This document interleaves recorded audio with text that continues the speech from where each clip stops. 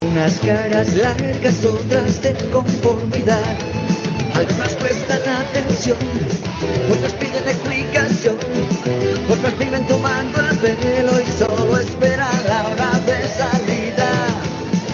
Amigos en los buenos y en los malos días, para el fútbol, las clases y la algarabía. No existe un combo más tenaz en esta vida.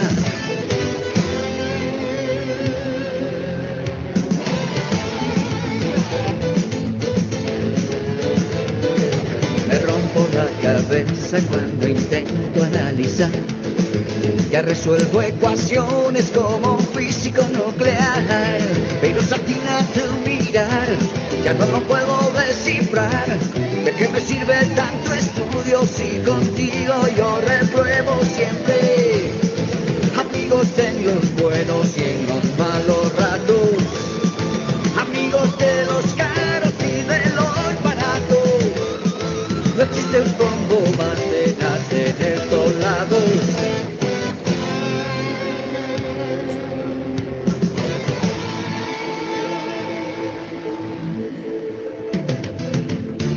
No siempre todo va bien, problemas no faltan,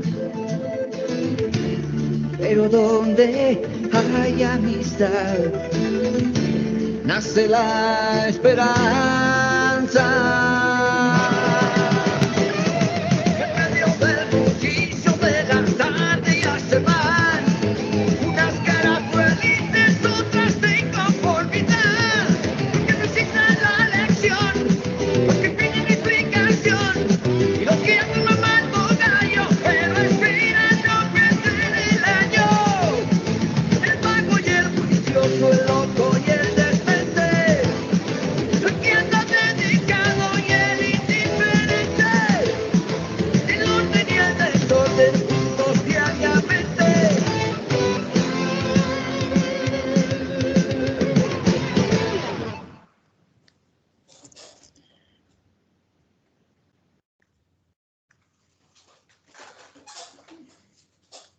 Bueno, muy bien, buenas tardes a todos y todas. Canciones que encontrábamos, canciones que recordamos durante mucho tiempo, en nuestra infancia, en nuestra adolescencia. ¿Y quién de nosotros no compartió 10º grado? ¿Quién no cantó esta canción? Son momentos de colegio que uno podría decir, pues son bonitos, que tal vez ya hoy no se vivan las mismas circunstancias, las generaciones van cambiando. Bueno, son cosas a las que nos tenemos que acostumbrar. Hoy nuestro tema va a estar relacionado con los procesos educativos y los procesos formativos. Hoy estoy muy contento porque mi nieto tiene un día más de vida. Yo me hago propaganda, ¿qué hacemos? Ya vamos para los 10 días. El muchacho está grandote y bonito. Entonces, animado uno, cuando uno piensa en educación y en formación, pues no solo en los hijos, es que yo no sé cuántos de ustedes tengan hijos ya mayores, que uno podría decir ya no necesitamos ni educación ni formación, y por el contrario, es cuando más. Bueno, mis hijos, ustedes saben, mi hija mayor tiene 37, mi hijo tiene 26 años. Entonces uno diría, no, pues, hablar de estos temas de educación y formación. Ahora es que es importante, porque ahora es donde podemos entender cómo las generaciones van cambiando, cómo se va transformando y cómo es necesario que cada uno de nosotros aplique para nosotros mismos, para nuestros hijos, así estén mayores. Miren, ustedes que tienen hijos mayores me entienden lo que les digo. El hijo puede tener, la hija 20 o 25 o 30 o 35 y estar casados y tener hijos y vivir en otro lado, pero los hijos siguen dependiendo de procesos formativos, de procesos educativos. Y si nosotros tenemos claro cómo funciona esto, pues vamos a tener buenos resultados. Yo ya dejé el tema de mis hijos de un lado. Hay proceso formativo todavía, educativo no tanto, pero formativo sí. Pero vienen los nietos, mi nieta de 12, mi nieto de 10 y el bebé de 10 días. Ese es el que más hay que meterle proceso formativo. Bueno, ya no hablo más de porque si no me pongo a contarles otras cosas. Nuestro tema de hoy tiene que ver con pandemia. Es increíble que la pandemia haya generado todo lo que ha generado hasta ahora, unos cambios importantes en el comportamiento humano. en el comportamiento humano. Uno se pregunta, ¿algún día volveremos a cosas normales? Esperamos que sí. ¿Cuánto tiempo gastaremos para eso? No lo sé.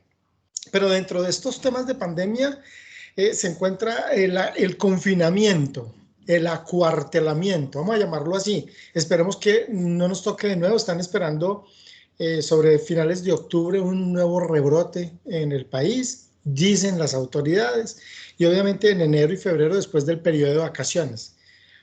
Ojalá no sea así, ojalá no sea complicado, no volvamos al confinamiento, pues a la cuarentena obligatoria, al aislamiento preventivo, porque nos generó muchas dificultades que hoy siguen marcando o dejando mejor una secuela. Primero en las parejas que tuvimos que vivir todo el tiempo juntos, convivir todo el tiempo juntos, cuando por lo menos hay uno se da cuenta de la importancia del trabajo. Edgar, el trabajo dignifica al hombre, ¿no? El trabajo le ayuda a no estar todo el tiempo en la casa. Pero bueno, pues tenemos que entenderlo de esta manera porque no podemos, como que nos reventamos, nos toteamos por estas partes de convivencia a nivel conyugal.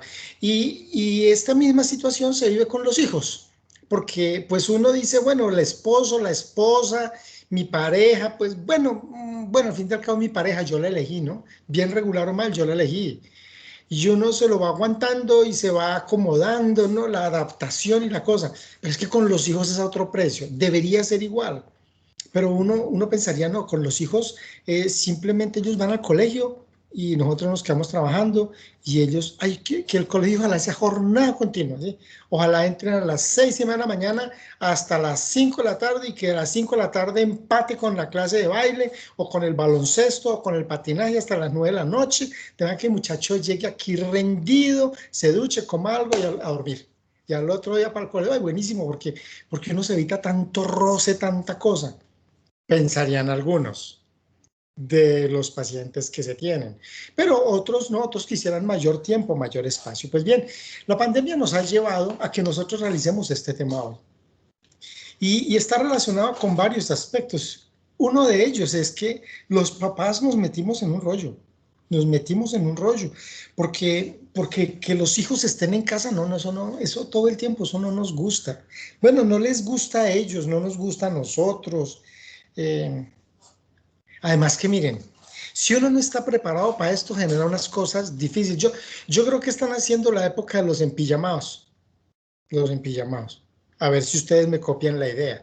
Porque por lo menos el pelado cuando iba a clase tenía que levantarse a las 6 de la mañana y bien regular o mal ducharse y ya pues desayunar a las carreras o no, lo deja en la ruta, llega tarde, se arregla y aunque no esté bien, bueno, de alguna manera y se empacó y se fue y chao. Y llegó allá al colegio, pero por lo menos se bañó, por lo menos arregló, por lo menos se puso zapatos, salió y caminó.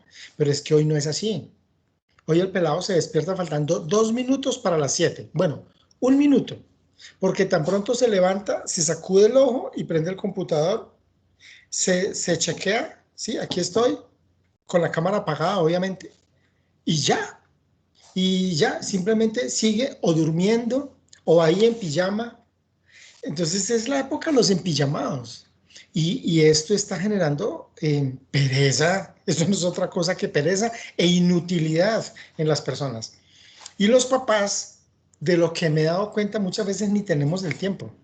Ni siquiera tiene el tiempo, o porque papá está trabajando ya en reunión desde las 6:30 de la mañana, desde las 7, igual la mamá, entonces cada uno en su habitación allá encerrado, los papás mirando a ver quién se ganó esta vez la habitación, quién le tocó el estudio, y el pelado en su cuarto y la pelada en su cuarto, y cada uno en pijamado ahí en la cama, sin tender la cama, sin arreglar nada.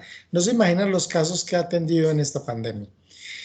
Y uno diría, bueno, pues es como un relax, ¿no? Es una pandemia, llevamos 5 meses, 6 meses. Bueno, ya en algunas instituciones educativas van a abrir la presencialidad, pero no, es complicado, complejo y ustedes saben de qué les hablo. Entonces, necesitamos nosotros tener claridad sobre cómo manejar esta situación. Nos llegó de improviso, no lo tenemos pendiente, no tenemos ni idea qué es el high school. No, ni idea qué es eso, ni los beneficios que trae, ni las condiciones que tenemos que tener. Nada, simplemente nos tocó. Eso es como el trabajo en casa. que es diferente al teletrabajo, porque uno se prepara para el teletrabajo y la empresa lo prepara y le adecuan el sitio y le mandan la silla, le ponen su computador, todos sus elementos y todos todas las prácticas de salud mental que se debe tener para realizar el trabajo en casa, el teletrabajo. Pero la pandemia nos volteó todo. Igual no lo volteó con los muchachos. Entonces, yo creo que tenemos que empezar nuestro tema hoy hablando del crecimiento de las personas, porque vamos a hablar de conocimiento y de aprender, de qué es aprender. Luego ya miraremos el tema educativo y el tema formativo, y qué tan conveniente es en casa, qué tan conveniente es por fuera de casa. Bueno, ¿y qué vamos a hacer con estos muchachos? Y de entrada uno se hace una pregunta. Muchos papás me escriben, me dicen, Edgar, pero uno, ¿cómo hace? ¿Yo por qué tengo que estar hasta las 2 de la mañana haciéndole el trabajo a los muchachos? Entonces yo le digo, pero, ¿vos por qué le haces los trabajos a los muchachos? Pues porque les dejan muchas cosas y ellos no pueden. Tienen que hacer 2 talleres, 3 carteleras, un trabajo y tienen que leer. Bueno, pero ¿y por qué no lo hacen? Ellos no están acostumbrados a investigar. ¿Cómo que no? Entonces, ¿a qué van al colegio? Edgar, usted sabe a qué van al colegio. Pues es que la sola presencialidad parece que es calificable. Entonces estamos ahí calificados, pero, pero en realidad como que no hay una cultura de investigación, que el muchacho llegue al colegio y tenga 1 hora y media de investigación, cada uno en el internet investigando, ojalá sin el jueguito que está metido de lado, sino investigando, organizando y que tuviese la cultura del crecimiento intelectual, es decir, de la investigación misma. Pero no lo tenemos. Entonces el muchacho llega a casa y estando en casa el muchacho, eh, pues está esperando es que los papás le ayuden. Están esperando que le ayuden. Me están diciendo la parte técnica que por favor apaguen las cámaras. Apáguenme las cámaras, por favor, para que en la grabación del video no me aparezca una sola persona. Entonces, porfa, apáguenme las cámaras si son tan amables. Muy bien. Entonces, les decía que no hay cultura de investigación. Entonces los papás dicen, ¿y qué hacemos ahora? ¿Qué hacemos con esta circunstancia tan compleja donde nosotros tenemos trabajo y tenemos que aparte de hacer las tareas al muchacho? Digan, pues notifiquen a la institución educativa y cuenten y digan, profe, es imposible que nosotros estemos trabajando esto, pues de esta manera creemos que hay exceso de trabajo para los muchachos. 1, 2, los muchachos tienen que hacerlo también. O sea, tienen que hablar con los profesores. Y aparte de eso, el muchacho tiene que hacer el trabajo. No, es que no me queda bien, es que házmelo tú, que a ti te queda bien. No, es que yo no soy el que estoy estudiando mío, es que yo no puedo hacer el trabajo que tienes que hacer tú. Yo te puedo guiar y orientar y con mucho gusto lo hago, pero el trabajo lo tienes que hacer tú. Entonces, no se imagina la cantidad de conflictos internos familiares porque el tema de las tareas se nos volvió una problemática y los colegios tampoco, las instituciones educativas tampoco estaban preparadas con su personal para atender este tipo de circunstancias. Entonces, bueno, a eso nos vemos abocados, a eso nos vemos abocados. Vamos a hablar del crecimiento personal. Y este crecimiento personal significa que las personas tenemos que crecer. Y no hablo del crecimiento biológico, la estatura, por ahí está el perro que también quiere ir a clase.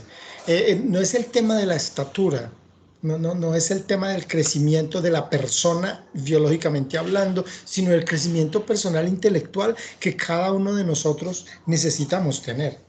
Y entonces uno tiene que preguntarse y empezar a preguntarse qué es el aprender. Porque necesitamos aprender, las personas necesitamos aprender. Pero ¿cómo aprende una persona? ¿Cómo aprende un ser humano? Tal vez muchos de nosotros lo hemos escuchado, no lo han dicho, que las personas aprendemos por repetición. Aprendemos por repetición, es verdad. ¿Qué aprendemos por repetición? Muchas cosas, no todas, sobre todo no tanto en el quehacer, en la labor, sino más como en la estructura interna, lo aprendemos por repetición. Pero ahí es cuando nacen los dilemas y las dificultades, porque uno se pregunta qué es lo que está recibiendo el aprendiz, o sea, qué es lo que el aprendiz tiene que repetir, en este caso es el hijo. Y uno dice, no, es que los muchachos, las personas aprendemos por repetición. Bien, ¿qué es lo que le toca repetir? ¿Qué es lo que está repitiendo? Bueno, en esencia repite lo que ve, lo que escucha, lo que siente, ya. En esencia repite eso. ¿Y de dónde lo repite? De todo su entorno, ¿Y cuál es ese entorno? Porque esto es importante para nosotros. Pues lo que puede ver en la casa, porque él puede ver, escuchar, sentir en su casa. ¿Con quién? Con su papá, con su mamá, con sus hermanos, con la abuela, con el tío, con el primo, qué sé yo, los que vivan en ese núcleo familiar, ¿cierto? Lo que vive en la casa. Bueno, lo que puede repetir en el barrio. Y aquí es donde vienen cosas complejas sobre el aprendizaje. Edgar, pues estamos hablando de las tareas en casa. Esperen que para allá vamos, pero es que tengo que enseñarles, o perdónenme, no, estamos hablando de enseñanza, pero no es enseñarles, es socializar, es compartir con ustedes un punto de vista frente al tema del aprendizaje y sobre este aprendizaje por repetición que empieza en casa. Que se traslada al lugar donde habitamos, que le llamamos barrio, que alcanza a los amigos, a las personas con las que el aprendiz, que en este caso voy a decir que es una persona infante, generalmente, o adolescente, entonces en su relacionamiento con sus amigos en el barrio y con la familia extensa. Porque no les ha pasado, no han visto, yo sé que ustedes no, pero otros sí, no han visto esa familia que es tan querida, papá y mamá, y tienen 3 hijos y los muchachos son queridos, son acomedidos, son muy respetuosos, son ordenados, son responsables en el colegio, pero tienen un tío sinvergüenza, tomatrago, que nunca se casó, que es una alcahueta, y que tienen otra tía que se separó y tiene 2 hijos, que uno de ellos es marihuanero y el otro se queda en la casa cada vez que le da la gana, pero son los primos. Y los primos vienen y hablan con estos muchachos decentes, educados, juiciosos, ordenados, organizados. Y entonces los papás míos, ¿cómo hacemos para que no vaya este muchacho por allá? Donde fulano, que mire cómo le va a volver, que mire el ejemplo. Esto es por repetición. Edgar, pero son cosas psicosociales, por supuesto, estamos hablando de aprender. Ya vamos a mirar qué tan benéfica es la escuela, qué tan benéfico es el colegio, la institución educativa, la casa, pero las personas aprendemos así, aprendemos por repetición en todos los ámbitos. Sobre todo, marca mucho el de la casa, obviamente. El de la familia extensa también, y ustedes saben. Uno muchas veces dice, ay, no, me toca cuidar a mis hijos de los amigos, porque los amigos me lo pueden dañar. ¿Y por qué no lo cuidan los primos de pronto, no? Del tío, ¿sí? Porque en todo lado hay de todo y en toda familia hay de todo. En la familia mía soy yo. No, bueno, fui yo. Pero, pero es eso mismo y ustedes lo saben, que cada uno de nosotros como papás tiene unos temores frente a que nuestros hijos tengan una relacionalidad con alguien. Nos da temor. Entonces, cuidado porque uno tiene que saber dónde copia el niño en primera instancia, ¿no? ¿Dónde lo estamos dejando? Ya no es solo lo que ve en la casa, lo que ve en el barrio, con los amigos y con la familia extensa, ahora es dónde lo dejamos. El niño dónde se queda cuando nos vamos a parrandear. Bueno, cuando vamos a ir a Antioquia el fin de semana, que queremos irnos solos tú y yo, y que está bien, eso no es malo, es buenísimo. Además hay que hacerlo, parejitas, ojo, ustedes lo saben. Pero ¿con quién vamos a dejar el niño? ¿Sí? Lo dejamos con los abuelos, lo dejamos con los tíos, lo dejamos con los amigos, en la casa de los vecinos. Ay, es que han pasado unos casos, ustedes ni se imaginan, ni se imaginan. Porque como ellos hacen pijamadas y estas cosas, y los niños desde muy pequeños se me quedan fuera de casa, la sociedad y la cultura, mire, quiero que me entiendan esto, acuérdense que siempre hemos hablado de la dualidad, ¿cierto? En cuanto a lo sociocultural y lo humano. En lo sociocultural, el lenguaje, las acciones, la legislación, nada que ver. Por estos días están estudiando un proyecto de ley en el Congreso frente a cómo educar los hijos, cómo formar los hijos y cómo reprender los hijos. Y eso es tan largo y tan alto y tan amplio, extenso, diverso, personal. Hay una ley que protege a los papás. ¿Quieren tenerla clara? Ley 1361 del 3 de diciembre del 2009. En el artículo 4, en el numeral 14, dice que el Estado debe garantizarle a la familia la formación de sus hijos de acuerdo a sus valores y sus principios. Ya empezando por ahí, empezando por ahí. Pero hay un lenguaje sociocultural que quiere permearnos para saber cómo tenemos que formar a los hijos, ¿no? Nosotros somos los que tenemos que saber cómo los formamos. Pero como ese lenguaje existe, Y es una imposición poco a poco que no te dicen, tienes que hacer esto, pero no te lo dan, no te lo dicen de esa manera. Te lo dice el amigo o la amiga, no, mi hija se va a la pijamada, eso ya no va. Ay, ¿usted por qué no deja a su niña? ¿Y usted por qué no deja a su... Eso no tiene nada de malo, ¿cuál es el problema? Entonces los niños empiezan a quedarse fuera de casa teniendo 8 años, teniendo 9 años, teniendo 10 años, y entonces uno dice, ¿cuáles son los hábitos? ¿Cuáles son los valores? ¿Cuáles son las virtudes? O los antivalores, o los hábitos, o las conductas, o los vicios, o las mañas, como sea, que tienen otras personas. Ay, no, esta es una familia bonita. Él es ingeniero y ella es médica. Y yo no, y tienen 2 niños lo más de bonitos. ¿Y qué pasa con ellos como personas? O sea, el niño va a dormir en casa de una familia que no es la mía, de una persona que tiene unos hábitos. Yo no sé si los papás de esos niños tienen sexo a las 10 de la noche y están acostumbrados a que los niños los oigan. Estoy diciendo cualquier bobada, pero es que uno no sabe adentro cómo funciona. O sea, el niño va a la pijamada porque tiene un amiguito, una amiguita y le va muy bien, pero el niño ¿dónde está aprendiendo la repetición? ¿Eh? Entonces, ¿dónde los dejamos? Cuidado con ese tema de las pijamadas, cuidado con ese tema de los amigos. Eso es muy del resorte de cada quien. Yo solo hago sugerencias por los casos que vemos y porque sabemos que los procesos formativos de las personas se dan de esta manera.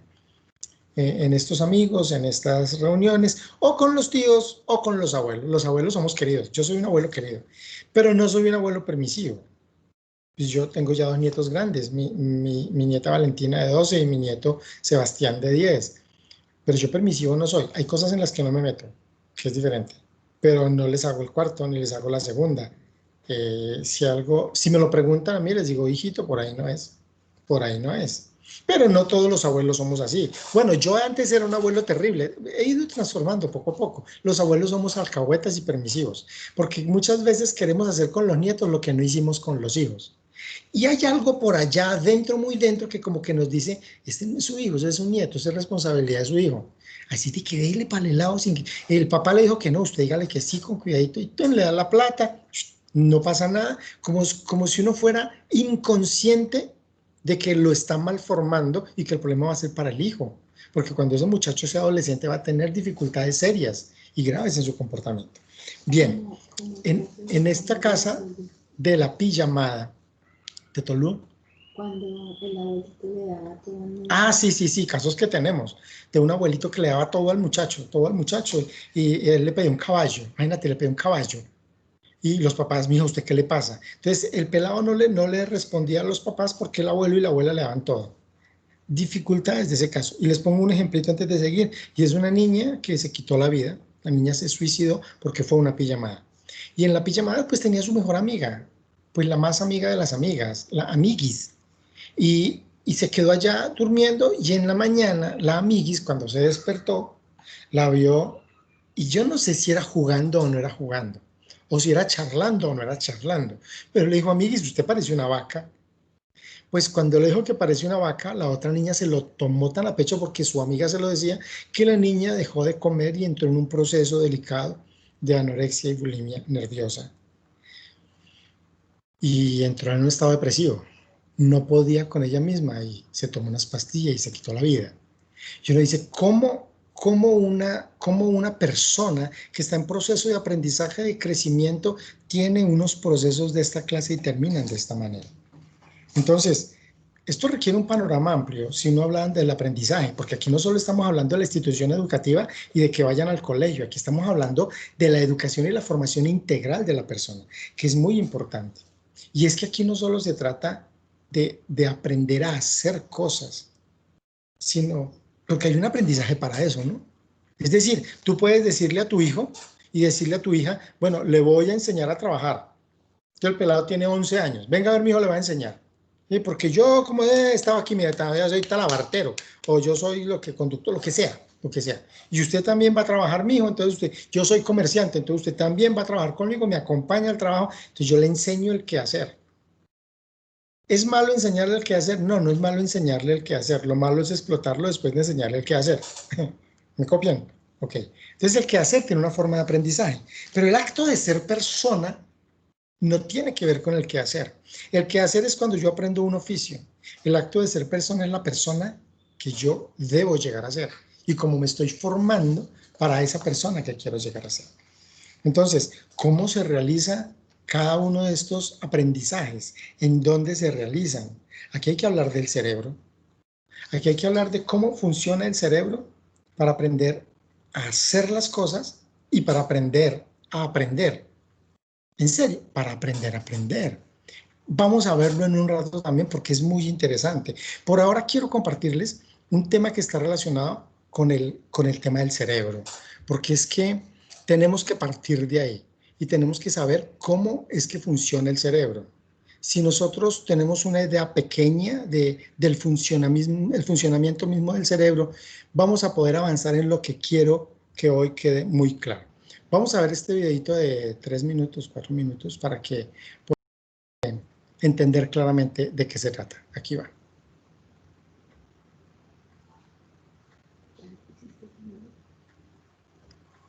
Nuestro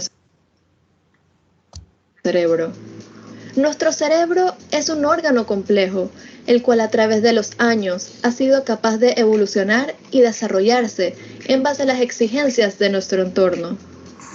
Hablemos sobre Paul MacLean, médico norteamericano y neurocientífico, quien se encargó de desarrollar un modelo de la estructura cerebral, el cual llamó cerebro triuno.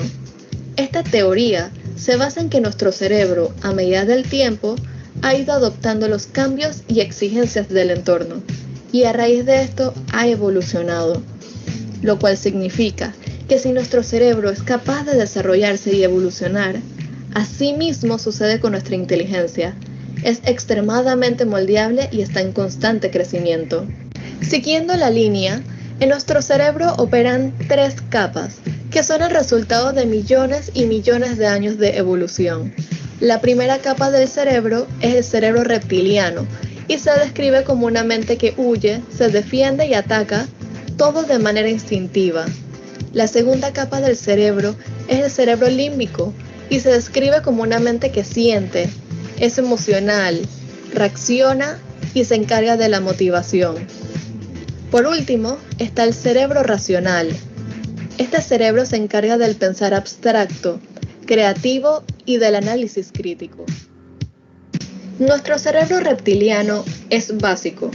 Él está a cargo de nuestro sentido de supervivencia y del mantenimiento general del cuerpo. Lo identifican como mecánico, inconsciente, instintivo y de rápida actuación. Es muy parecido al funcionamiento del cerebro de los animales, de ahí proviene el nombre reptil.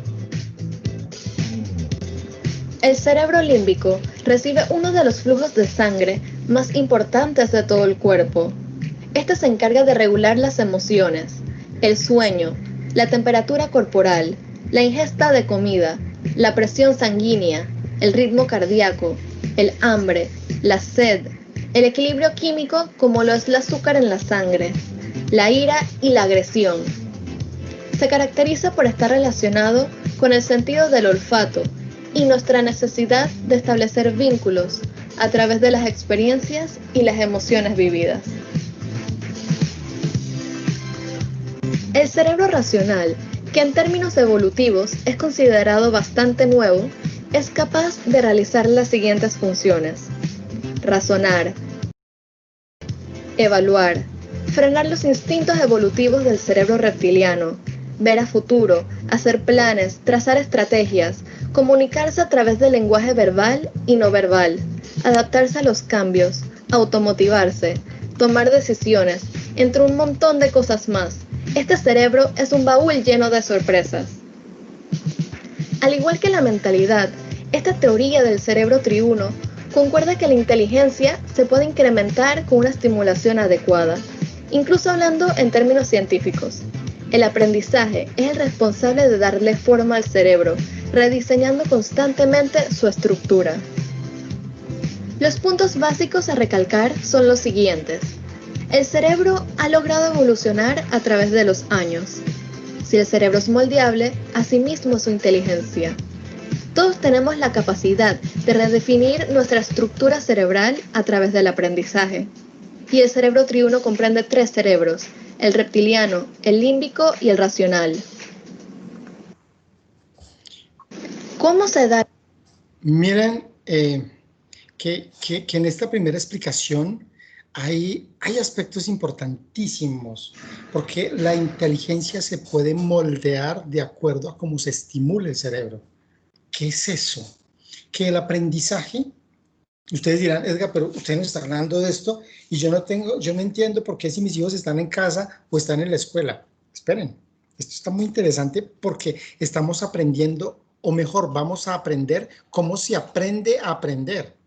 Es que no sabemos eso. Entonces el cerebro, ya vieron que tiene 3 fases, uno muy básico en la que vimos casi todos, que es el instintivo básico reptiliano.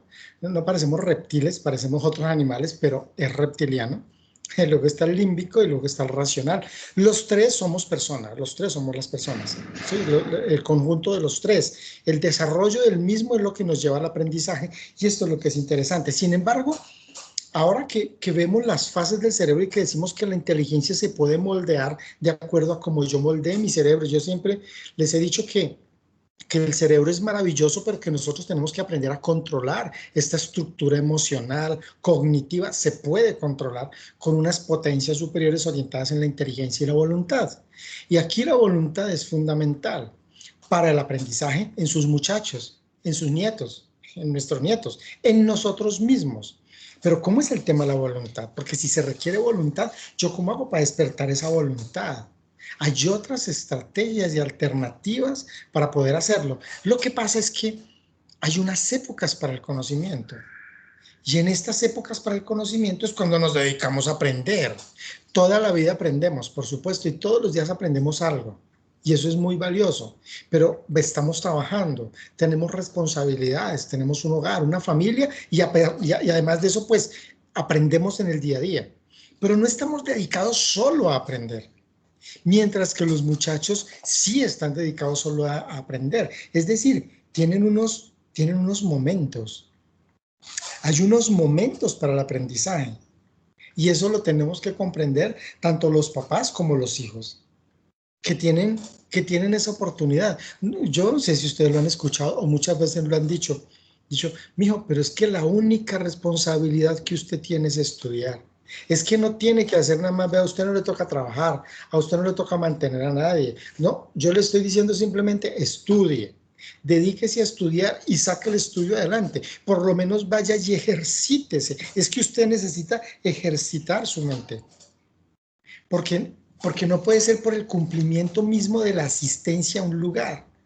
Ya vamos a ver lo que significa el aprendizaje en el aula y lo que podríamos llegar a tener frente al aprendizaje de la persona, pero tenemos que saber claramente que tenemos que incentivar y motivar el momento del aprendizaje, que es en la juventud, ¿ok?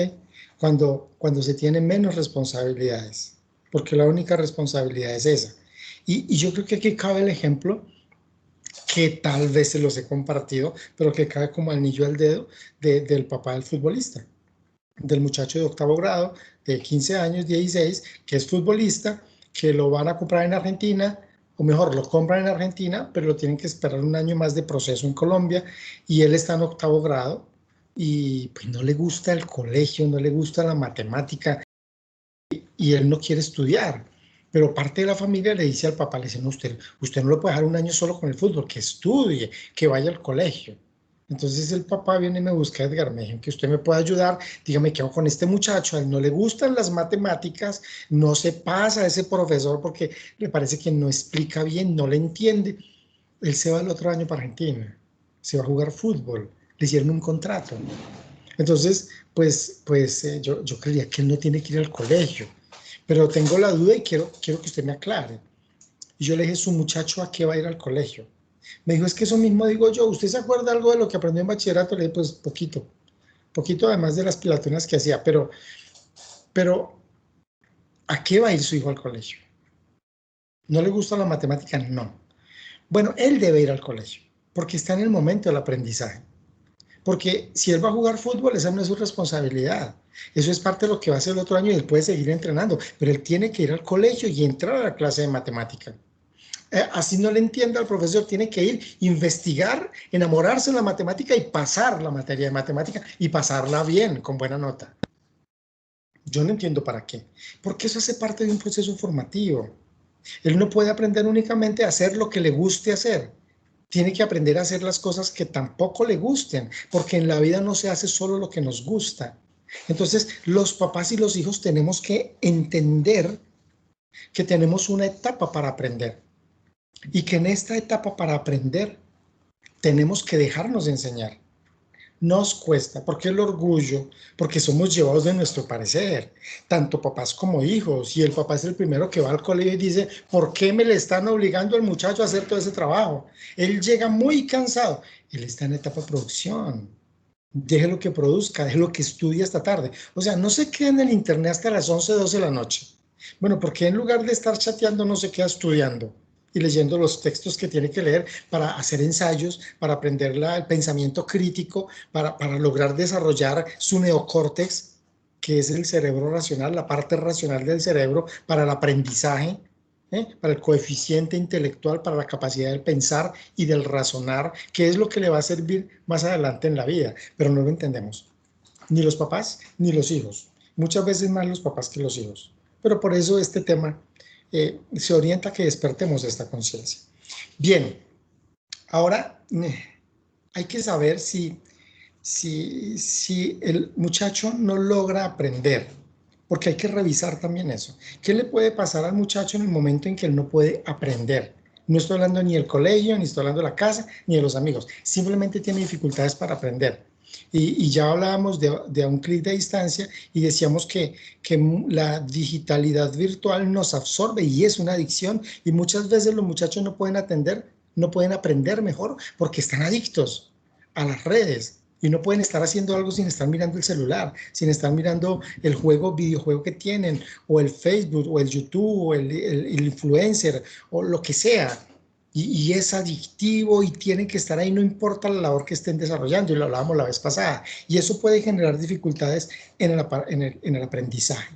Entonces tenemos que saber si es por eso, si es por alguna enfermedad mental, en serio algún trastorno, o simplemente porque no sabe cómo aprender. Muchos de nosotros, tal vez nos ha pasado, que vamos a un evento, a un seminario o a un curso, entramos a un curso y nos cuesta aprender. Nos cuesta entender y aprender, y nos acordamos de algunas cosas, pero es muy corto, es muy poco, y nos cuesta mucho. Entonces yo creería que con los adolescentes y con los muchachos deberíamos tener claridad en la forma en que nosotros estamos acostumbrándonos a aprender, y cómo los hijos también lo están haciendo. Hay un videito muy corto de unos muchachos adolescentes de cómo poder llevarlos y guiarlos a ellos para que no pierdan el tiempo, para que puedan salir adelante. Vamos a verlo.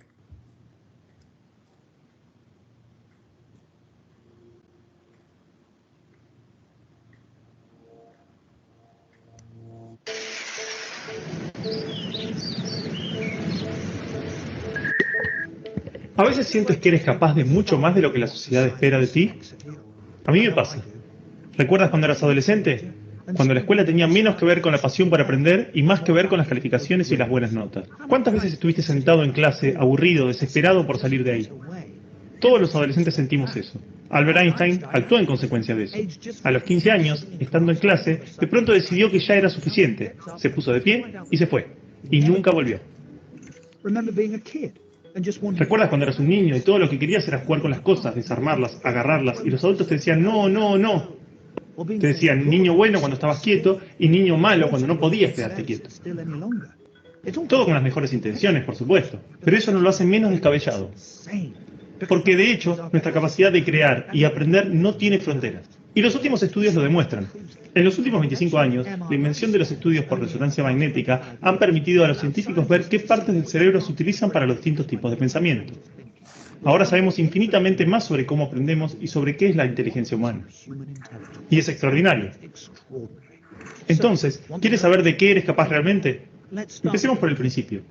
El cerebro de un bebé es asombroso. No tarda 9 meses en crearse, sino 7 millones de años y unas 350.000 generaciones.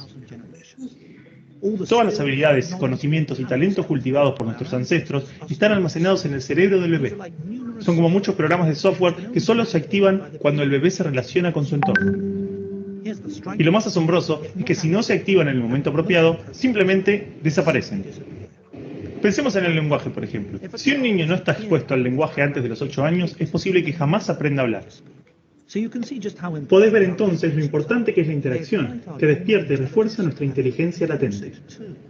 Y algo más, hemos evolucionado para aprender mirando las cosas desde distintas perspectivas y conectándolas. Eso lo hacemos a través del juego. ¿No sería maravilloso tener esto presente al criar a los niños? ¿Dejarlos jugar de pequeños y también cuando se hacen más grandes? Según su maestro, Charles Darwin nunca llegaría lejos porque pasaba demasiado tiempo jugando con insectos. Entonces, dejemos que los niños jueguen, porque el juego nunca es solo juego. Desde ya, esto implica invertir más tiempo y energía, pero a la hora de elegir dónde concentrar los recursos para que los niños aprendan, lo mejor es concentrarse en la prepubertad. En ese momento, aprendemos imitando a las personas a nuestro alrededor. A partir de los 12 años aproximadamente, esto cambia. Se despide el niño fácil y maleable y aparece el adolescente rebelde y desafiante. Miremos más de cerca qué ocurre en ese cerebro. ¿Ves lo que sucede? Muchas de las conexiones establecidas en la infancia se rompen y reforman. De los 12 a los 20 años aproximadamente, en el cerebro del joven tiene lugar el equivalente a un terremoto. Basta de aceptar lo que dicen los adultos. El cerebro del adolescente necesita hacer las cosas a su manera. Oh, no, piensan los padres. Oh, sí, piensan los científicos evolucionistas. Porque si no hubiésemos desarrollado este impulso de hacer las cosas de manera diferente, jamás habríamos llegado tan lejos. Hasta hace 60.000 o 70.000 años, para los niños era conveniente crecer siendo iguales a sus padres. Hasta que llegó la última era de hielo. Debemos estar agradecidos al puñado de ancestros que decidieron separarse de sus padres, condenados a morir en las cavernas. Construyeron balsas y cruzaron el océano, esperando encontrar climas más cálidos. Esto hizo que correr riesgos se convirtiera en el rasgo fundamental de la adolescencia. No deberíamos menospreciar la adolescencia, sino honrarla por lo que realmente es. La lucha decisiva, el momento en que la nueva generación desafía el status quo y genera nuevas formas de ser y pensar que garantizan nuestra supervivencia. Imagina qué pasaría si concediéramos a la adolescencia la libertad de emprender esa lucha. En lugar de forzarlos a sentarse pasivamente en clase, ¿qué pasaría si confiáramos en que el anterior aprendizaje por imitación ahora les permite desplegar las alas y resolver las cosas por sí mismos? Esto puede sonar aterrador, pero no lo es. Porque si permitimos que su curiosidad natural surja desde la infancia, los adolescentes estarán deseosos de aprender y conquistar cimas inexploradas del pensamiento. Y eso no es aterrador, es altamente estimulante. Hemos evolucionado para ser así. Es lo que nos convierte en personas plenas y adaptadas. Dejemos de tratar de vivir de una manera perfectamente contraria a la forma en la que estamos programados. Permitamos que tanto nosotros como la próxima generación reivindiquen el increíble regalo de nuestros ancestros. La adolescencia no es un problema, es una oportunidad.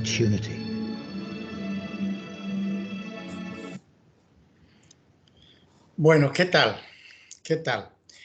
Interesante que nosotros logremos entender lo que significan las etapas adolescentes.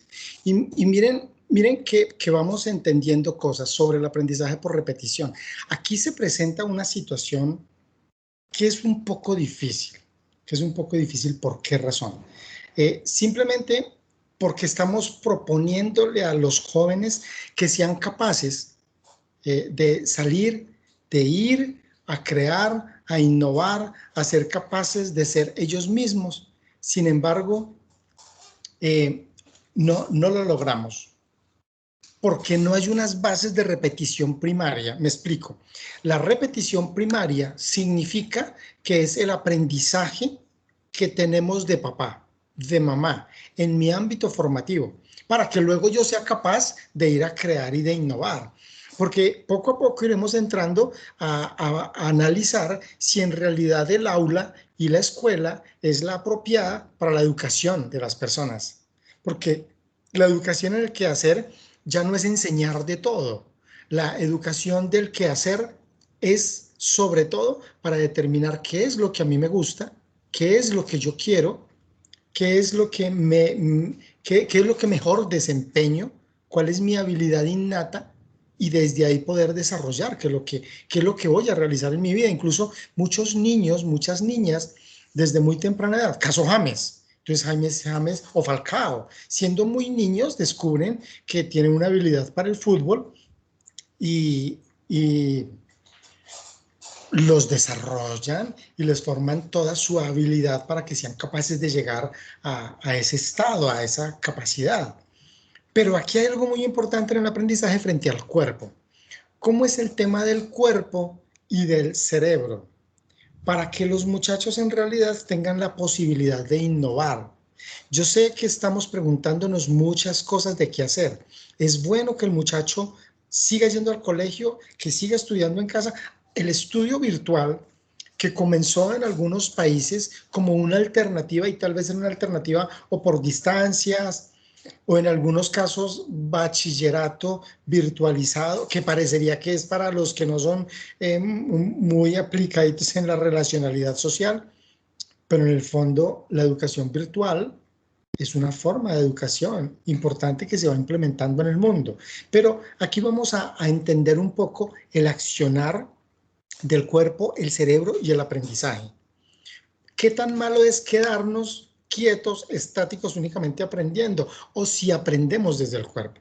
Porque finalmente vamos a llegar a analizar si es válido quedarnos en casa o si en realidad debemos ir a las aulas educativas. Hay un hombre, Hernán Aldana, que nos va a explicar cómo se aprende desde los pies hasta la cabeza.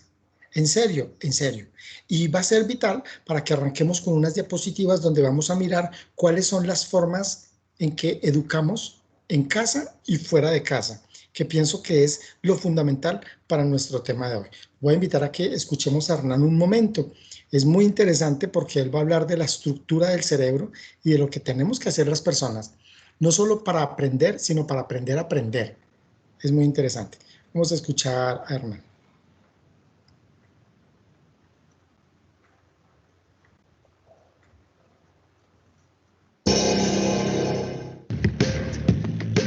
¡Wow! ¡Cuánta gente! Mirá ahí atrás, qué impresionante. Qué bueno, qué bueno. Denme un segundo que ya estoy con ustedes, ¿eh? Un segundo nada más. Bueno, cabeza, anda a la escuela, ¿eh? Portate bien, hacele caso a la maestra, ¿eh? Dale, después me contás cómo te fue. Chau, cabeza, chau. ¿Para qué voy a ir yo? Si ni me usan, ¿para qué voy a ir? Así que bueno, esto es un poco un chiste, un humor, y además da mucho calor, pero no importa. Lo importante es marcar, es impactar. Oh, ahí va, ahí me saco, me desnudo un poco para ustedes. Acá estoy. Esperen que todavía no terminé. Me tengo que bajar un poco el pantalón que me apretaba un poquito, pero no importa. Ahora sí, feliz. Acá estoy. Buenas, buenas. Me queda algo más. Ahora sí, ahora estoy con ustedes. Esto que fue una cosa de impacto, como broma o chiste, tiene algo de tremendo que ya lo estamos viendo y escuchando en cada uno, ¿no? Con Victoria, con Carolinas, con las dos Carolinas. Y esta cabeza que se fue, ¿no? Se fue, pero quiero que se vaya un ratito más. Dale, andate un ratitito más. Me gusta que se vaya, miren, ahí está. Ahí se va la cabeza de la escuela. Y después me va a contar cómo le fue, pero esto que parece exagerado, les cuento que no, ¿eh? Ahí les muestro, por ejemplo, esta es el aula de la universidad donde trabajo de la ULAM. Ahí entran mis alumnos, miren. Ahí están, ¿los ven? Ahí me están esperando. Pero en realidad, ¿con qué voy a trabajar? Con esto. Miren ahí. ¿No es tremendo? Y esto, en parte, se reasocia mucho con lo que está pasando, que cada vez nos cuesta más y más, porque este modelo de aula que acabamos de ver ahí y que les muestro acá en esta imagen, es un modelo del siglo XVIII, ya lo deben haber escuchado, es un modelo prusiano del siglo XVIII, más de 200 años, no se puede creer. Tenemos la misma aula. Claro, un aula preparada ¿para qué? Los chiquitos sentaditos, con timbres, horarios fijos, nada de creatividad, preparado para ir a una fábrica. Miren la fábrica ahí al costado, se parece al aula. O peor aún, preparados para ser soldados y respetar órdenes y matar, asesinar. Esto es un poco la base de nuestra aula, ¿pueden creerlo todavía? Y mientras esperamos el cambio áulico, que ya está viniendo, vieron todas las charlas y todo lo que está pasando en el mundo, porque hay una necesidad tremenda, es un problema porque mientras el aula sigue así, el niño, la niña, el adolescente, desde que entra, se imagina un reloj, porque se quiere ir y no pasa nunca. E incluso nosotros nos esforzamos en enseñar y cada vez aprenden menos, cada vez nos ponen más tristes las notas, cada vez nos vamos más tristes del aula, cada vez nos va peor. Entonces, ¿qué vengo a hacer acá, desde Buenos Aires, de vuelta en este país que me encanta? ¿Qué vengo a hacer? Tengo este objetivo. Tengo el objetivo de mostrarles por qué es tan importante el cuerpo y el cerebro y su cabeza para el aprendizaje y para la enseñanza. Ese es mi objetivo. Y prepárense porque lo voy a hacer.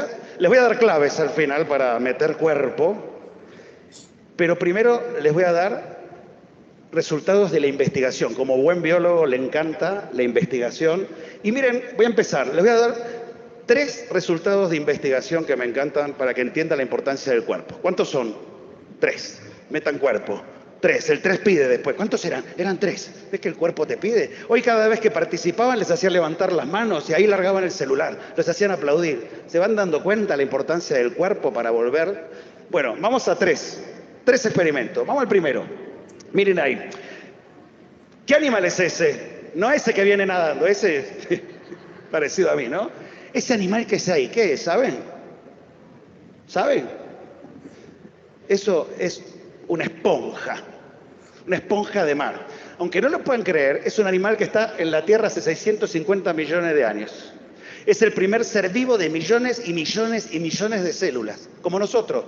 El primer animal multicelular. ¿Y qué tiene de interés? ¿Por qué lo traje al té? ¿Qué tiene que ver una esponja, Hernán, acá? Por más biólogo que sea, ¿qué tiene que ver? Bueno, prepárense porque este animal, hay machos y hembras. Se reproducen, la pasan bien las esponjas, ¿sí? Tienen agujeros por donde circula el agua y de ahí entra el alimento, ¿sí? Y regulan la velocidad del líquido. Incluso si viene una tormenta, cierran los agujeros para que no les entre arena. Tienen larvas que salen y nadan y se guían por la gravedad y por la luz. Y ahí viene lo loco. ¿Están preparados? No tienen sistema nervioso. No tienen cerebro, no tienen ni una maldita neurona. ¿Pero qué tienen? Cuerpo. O sea, primer experimento y primer golpe. Primero el cuerpo. Primero apareció el cuerpo. Primero apareció el cuerpo. Y después, si seguimos, en la evolución aparece esta belleza. Miren, wow. Las medusas. A mí me picaban, cada vez que me metía al mar me picaba alguna, pero las amo. Miren esas medusas, miren ese movimiento. Es maravilloso. Claro, ahí ya aparece el sistema nervioso, aparecen las neuronas. Aparecen neuronas sensitivas para captar estímulos, neuronas motoras para mover la medusa, interneuronas, ¿sí? Para integrar. Por eso esa medusa tiene una interacción con el ambiente perfecto. Para eso aparece el sistema nervioso, para que el cuerpo saque más beneficios del ambiente que lo rodea, obviamente. Pero el cerebro aparece en función del cuerpo. Porque hay un cerebrocentrismo tremendo, todo aparece en el cerebro. ¿Y el cuerpo? Entonces, las medusas son las primeras que tienen sistema nervioso. Y si seguimos, aparecen los gusanos, los insectos, las planarias, y sigue la evolución, aparecen los peces, ¿sí? Los reptiles, las aves, ¿sí? Y llegamos a los primates, ¿no? Ahí vienen los primates, aparece el mono y el mono, hasta que el hombre. Ahí ya el sistema nervioso ha evolucionado tanto que ya ese cerebro tiene un poder en el ambiente tan tremendo que en vez de mejorarlo lo está destruyendo. Miren el poder que tiene el ser humano y su cerebro. En vez de sacarle jugo al ambiente lo estamos haciendo pelota. ¿Estamos de acuerdo? ¿Queda bien claro entonces el primer experimento? O sea, vamos a la conclusión. Ahí lo tiene. Pregunta de examen. ¿Qué apareció primero? ¿Y después? En función del cuerpo, para mejorar mi interacción con el ambiente. Ese es el primer experimento que me encanta. Vamos al segundo. El segundo se asocia con estos equipos que aparecen en el 80. En 1980 aparece el resonador magnético funcional. Salen carísimos, pero tienen la maravilla de que podés meter a alguien adentro y ver su sistema nervioso impecable. Miren cómo se ve. Antes había que esperar que se muriera y sacarle el cráneo. A ver. Desde el 80 podés ver lo que hay ahí adentro. Y lo más loco y más impresionante, se puede ver la función del sistema nervioso. Por eso hay tanta neurociencia ahora, tanto éxito? Porque aparecen muchos más equipos. Pero bueno, con este equipo, en el 2017, esperen que me acomodo el micrófono, así el cuerpo no me molesta a la mente. Mientras el micrófono esté incomodándome, me distrae. ¿Ven el cuerpo y la mente? ¿Quién puede prestar atención a una TED si se está haciendo pis? ¿Quién puede prestar atención a una TED si tiene hambre? El cuerpo siempre manda, gente, dense cuenta, ¿sí? Entonces, el cuerpo ahora me va a ayudar. Y ahora viene esto. Un grupo en el 2017 de investigadores metieron personas adentro del resonador magnético. Es medio claustrofóbico, pero igual podés mover las manos, un poco los pies. Y los hicieron mover las manos y los pies para ver cuáles eran las regiones del cerebro encargadas del movimiento, lo que tienen las funciones motrices. O sea, quisieron ver cuando uno mueve el cuerpo qué zonas se prenden. ¿Estamos de acuerdo? Y se prendieron esas. No importa cómo se llaman. Miren los colores. Ahora viene lo más interesante. Los investigadores dijeron, ¿y dónde están las funciones cognitivas? Aprender, ¿qué es? Una superfunción cognitiva. Amar, hacer música. Lo que está pasando acá es cognitivo, lo que están entendiendo es cognitivo. Entonces se preguntaron, ¿dónde están las funciones cognitivas en el cerebro? ¿Se entiende la pregunta? Vamos entonces a agarrar las mismas personas y vamos a ver dónde está. Les hicieron imaginar cosas, rotar objetos en la mente y miren lo que apareció. Miren las motrices, miren las motoras. Miren las motrices dije, miren las motoras, las motrices, las motoras. O sea, ¿qué se descubrió? Que son las mismas. Impresionante.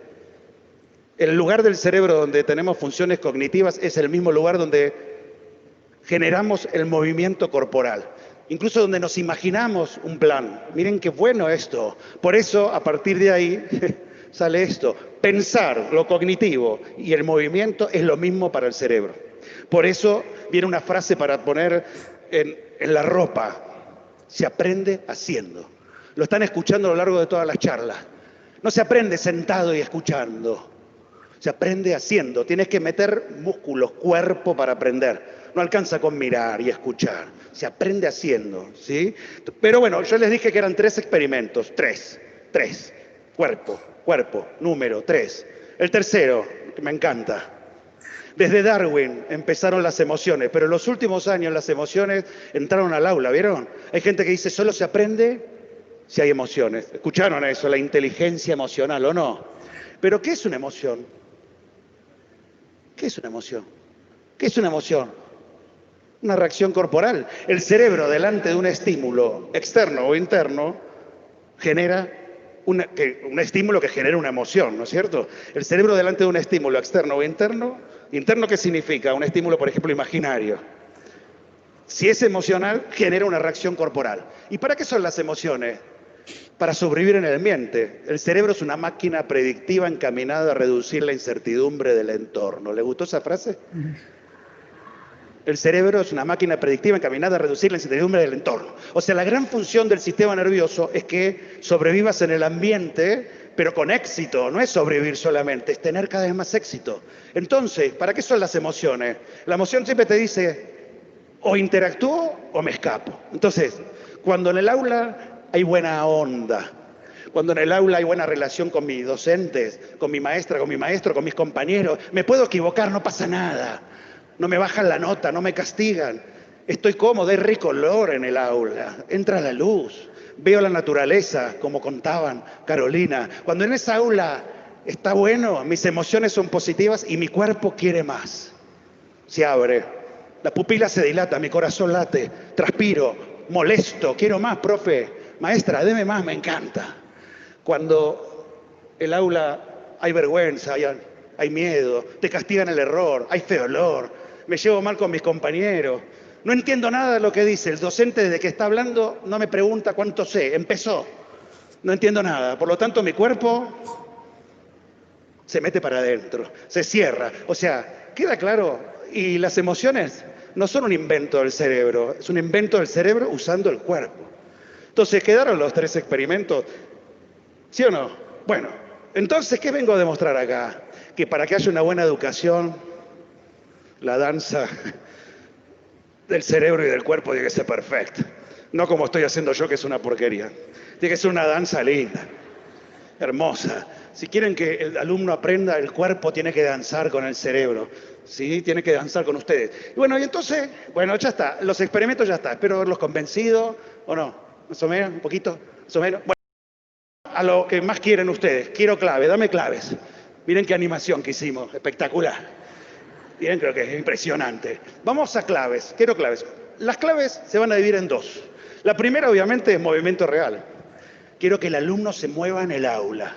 Hoy todos pasaron por el movimiento. En el nivel inicial, Victoria, el jugar, siempre hablaron del movimiento. Parece un eje temático que por algo viene, ¿no? Miren cómo nos está costando quedarnos sentaditos. La mayor parte de ustedes se empieza a rascar, se empieza a cambiar de lugar, hace pelito, agarra el celular, necesitan moverse. Imagínate un niño lleno de energía. La gente necesita moverse para pensar, no lo podemos dejar sentado. Pero bueno, vamos a la primera cosa. Cuando yo hablo de movimiento, por favor, no es solo el muscular, no es solo este. Cuando hablo de movimiento, gente, hablo de movimiento de las vísceras también. Quiero taquicardia en mis alumnos. Me encantó Dani. Cuando entró Dani era para pesarlo.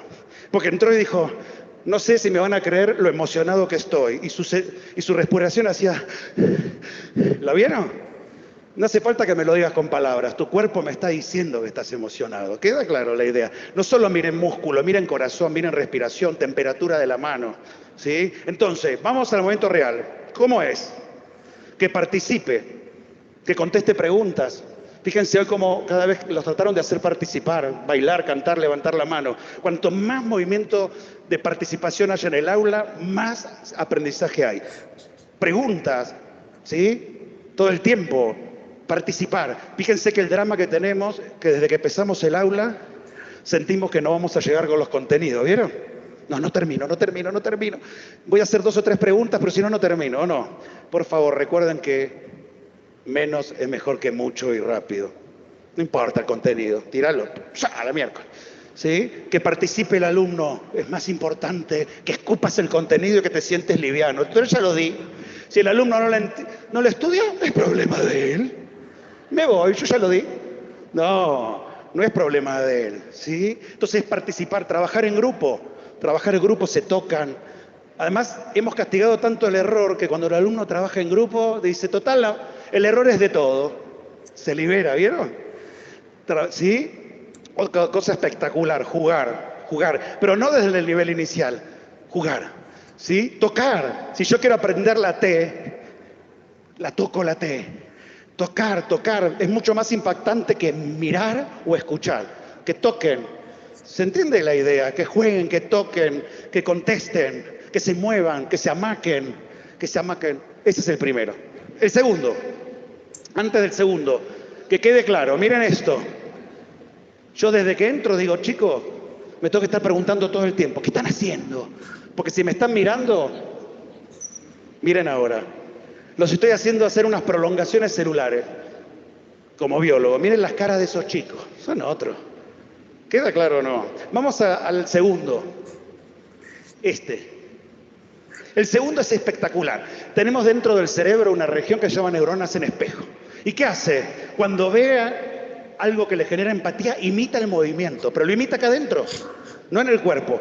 A veces lo imita de tanta intensidad que lo representa en el cuerpo. O sea, cada vez que delante nuestro hay una persona que genera empatía, la imitamos corporalmente, pero acá adentro. A veces se nos escapa un poquito. Entonces, ¿vieron una mamá dándole papilla al bebé? Hace. Eso es empatía motora.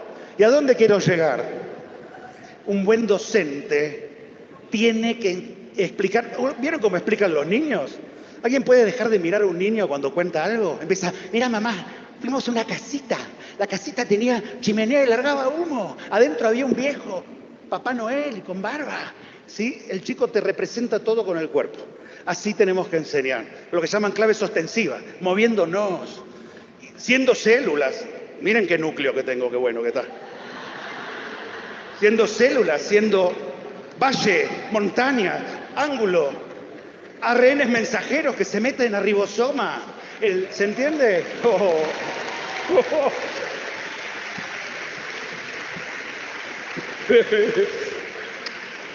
Todo me gusta. Gracias. No me hagan. Queda claro, fíjense esta frase que me encantó, que es de Damasio. Todo actor se mete en el cuerpo del personaje, visual y auditivamente. Y un buen docente, ¿qué tiene que ser?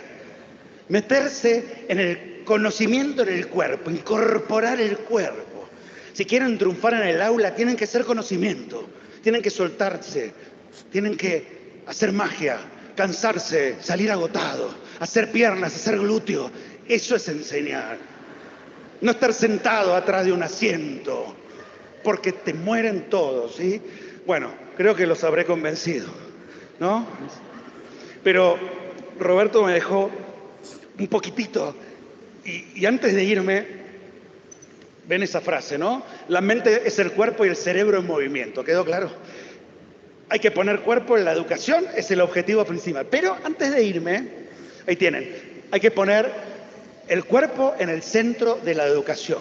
Creo que quedó claro. Pero antes de irme, como siempre, tengo una pregunta espectacular para hacerles. Una pregunta que cuando la aprendí me partió la cabeza. Miren esta.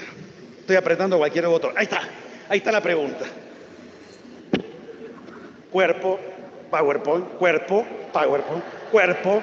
¿Qué impacta más, cuerpo o PowerPoint? ¿Quedó claro o no quedó claro? Bueno, creo. Escucha. Ay, por favor. Escucha. Por favor, déjenme. Wow. Qué hermoso. Así no voy a poder terminar.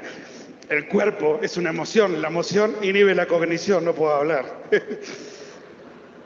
Pero esperen que pierda cuerpo y vuelva a la cognición. Ya está, me puse frío. Miren, ¿somos culpables de que esos niños, niñas, adolescentes no quieran aprender? Porque vieron que los docentes son culpables de todo, ¿o no? ¿Y somos culpables o no? ¿Qué piensan? Bueno, les cuento para que se liberen. Hattie es un investigador que analizó 1,5 millones de alumnos buscando cuál es la variable para que quieran aprender. ¿Y qué descubrió? Miren qué bueno que está. Que el 50% es el alumno. Del 100% de la variabilidad de querer aprender, el 50% lo trae él. Su motivación, sus ganas, su interés, si comió, si se lleva bien con los compañeros. El 50% lo trae él. Y el otro 25% son ustedes. Y obviamente que hay docentes malísimos. ¿Quién no conoce? Los Walking Dead, le digo yo. ¿Sí? Está lleno. ¿Sí o no? Es obvio que hay docentes malos, pero ¿qué es lo malo de los malos docentes? Que ahora están viendo Netflix en vez de estar sentados acá. ¿O no? Porque no son los que van a los congresos. ¿O no? Así que les agradezco enorme, les agradezco infinito que estén conmigo acá y que hayan pasado todo el día y que quede todo este momento. Estar todo un día con alguien es muy fuerte. Y les dejo solo esto que se viralizó, pero me encanta. Todos los políticos, las políticas, los escritores, las escritoras, el mozo, la moza, el músico, la música, el técnico, la técnica, todos pasan por ustedes, todos pasan por... A ver si nos damos cuenta, todos pasan por ustedes. Tienen 2 padres, pero todos pasan por ustedes. Y ustedes deben ser los que cambien, los que lo logren. Ustedes tienen que dejar marcas en ellos. Para que este mundo, juro, dense cuenta, ustedes tienen que dejar alma, tienen que volarles la cabeza y el cuerpo y el corazón, pero lo tienen que dejar ustedes ahí. Tenemos la profesión más bella del mundo, yo me puedo morir súper tranquilo, porque camino y me besan y me abrazan y me agradecen, digo, wow, ¿qué más quiero? Aunque gane poco, ¿qué me importa? Estoy súper feliz, así que gracias, gracias, gracias.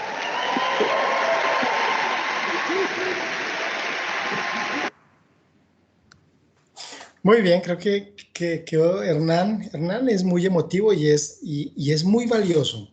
Vamos encadenando todo esto porque esto está muy bueno. Estamos hablando del aprendizaje y estamos hablando de cómo funciona el cerebro ¿cierto? De lo que pasa en el adolescente en el tiempo que está para aprender, obviamente en el infante también, y en el adulto joven también, bueno, en el adulto mayor también.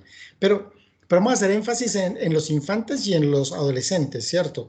Hasta los 25 años más o menos, en lo que tendríamos que hacer. Y ya él empieza a darnos una pauta muy clara. Miren, ¿por qué escogimos este video? De los muchos que hay sobre proceso formativo, que quería darles un link. Es porque él está explicándonos lo que un maestro tiene que hacer. Pero nosotros sabemos que los maestros no hacen eso. Los maestros no lo hacen. Este hombre es un investigador. Yo he trabajado con docentes. Bueno, no sé cuántos de ustedes sean docentes y saben, bueno, sé que por lo menos hay una. Y sé lo difícil y sabemos lo difícil que es trabajar con docentes, con profesores. Es muy difícil la socialización. Entonces, el tema no es el docente. El tema es la forma en que el muchacho aprende, que eso es lo más importante de este video. O sea, yo voy a quitar el aula. Yo voy a quitar el aula y yo voy a volver a casa, porque estamos en pandemia. ¿Yo cómo hago para que este muchacho produzca? ¿Yo cómo hago para que este muchacho realmente aprenda? ¿Será que se mete a internet todo el tiempo a averiguar cómo es la tarea que tiene que desarrollar y la investigación? ¿O empezamos a tener en cuenta lo que Hernán nos dice? De cómo vincularnos e involucrarnos corporal y emocionalmente al tema del aprendizaje. Eso es muy importante. Hay una parte de educación Waldorf que trabaja justamente esto. Entonces trabaja desde el jardín, desde la agricultura, desde muchas prácticas en los niños de quehaceres domésticos para poder enseñar. O tejer también, bueno, muchas otras cosas que hacen. Entonces creo que esto es lo importante, ¿ok? Quedémonos hasta aquí en esta primera parte, frente a todo el proceso de aprendizaje, con algo fundamental. Vamos a quitar todo lo que vimos y vamos a dejar el resumen. Las personas aprendemos cuando nos involucramos, tanto el que aprende como el que enseña. Y en este caso va a hablar del papá y del hijo. Entonces, el hijo tendrá que involucrarse emocionalmente y biológicamente en la estructura de aprendizaje en cuanto el papá o la mamá se involucren emocional y biológicamente en el tema del aprendizaje. Si es simplemente una obligación de que toca porque haga el trabajo, pero no lo vinculamos para que él pueda entenderlo, vamos a fracasar y va a ser absolutamente terrible. Yo no sé cuánto tiempo estaremos más en educación virtual, cuánta en presencial, pero les digo que va a ser complejo. Espero que hasta aquí me copien, ¿ok? Entonces, ahora vamos a explicar un poco lo que sucede de aquí para allá, ¿ok? Nosotros descubrimos que de la educación en casa hay cosas que tenemos que tener claras. Entonces, ¿qué es lo que deben aprender mis hijos? Mis hijos tienen que aprender algunas cosas importantes, pero yo tengo que determinarlo. Y solo pregúntatelo tú. ¿Tienen que aprender una profesión? ¿Eso es lo que tienen que aprender a hacer? Y uno dice, bueno, sí, deberían aprender, pues, cómo ser profesionales, no aprender una profesión. Bueno, no solo eso, desarrollar también la inteligencia. Porque no es solo aprender la profesión o hacer una proyección laboral, el quehacer.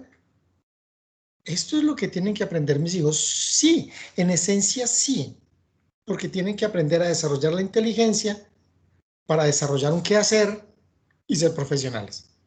Eso en esencia es. Si nosotros hacemos un balance hasta aquí y miramos los profesionales que hoy tenemos, decimos, hay algunas dificultades serias. A nivel educativo, a nivel de salud, a nivel de ingeniería, de arquitectura, bueno, y de todas las áreas.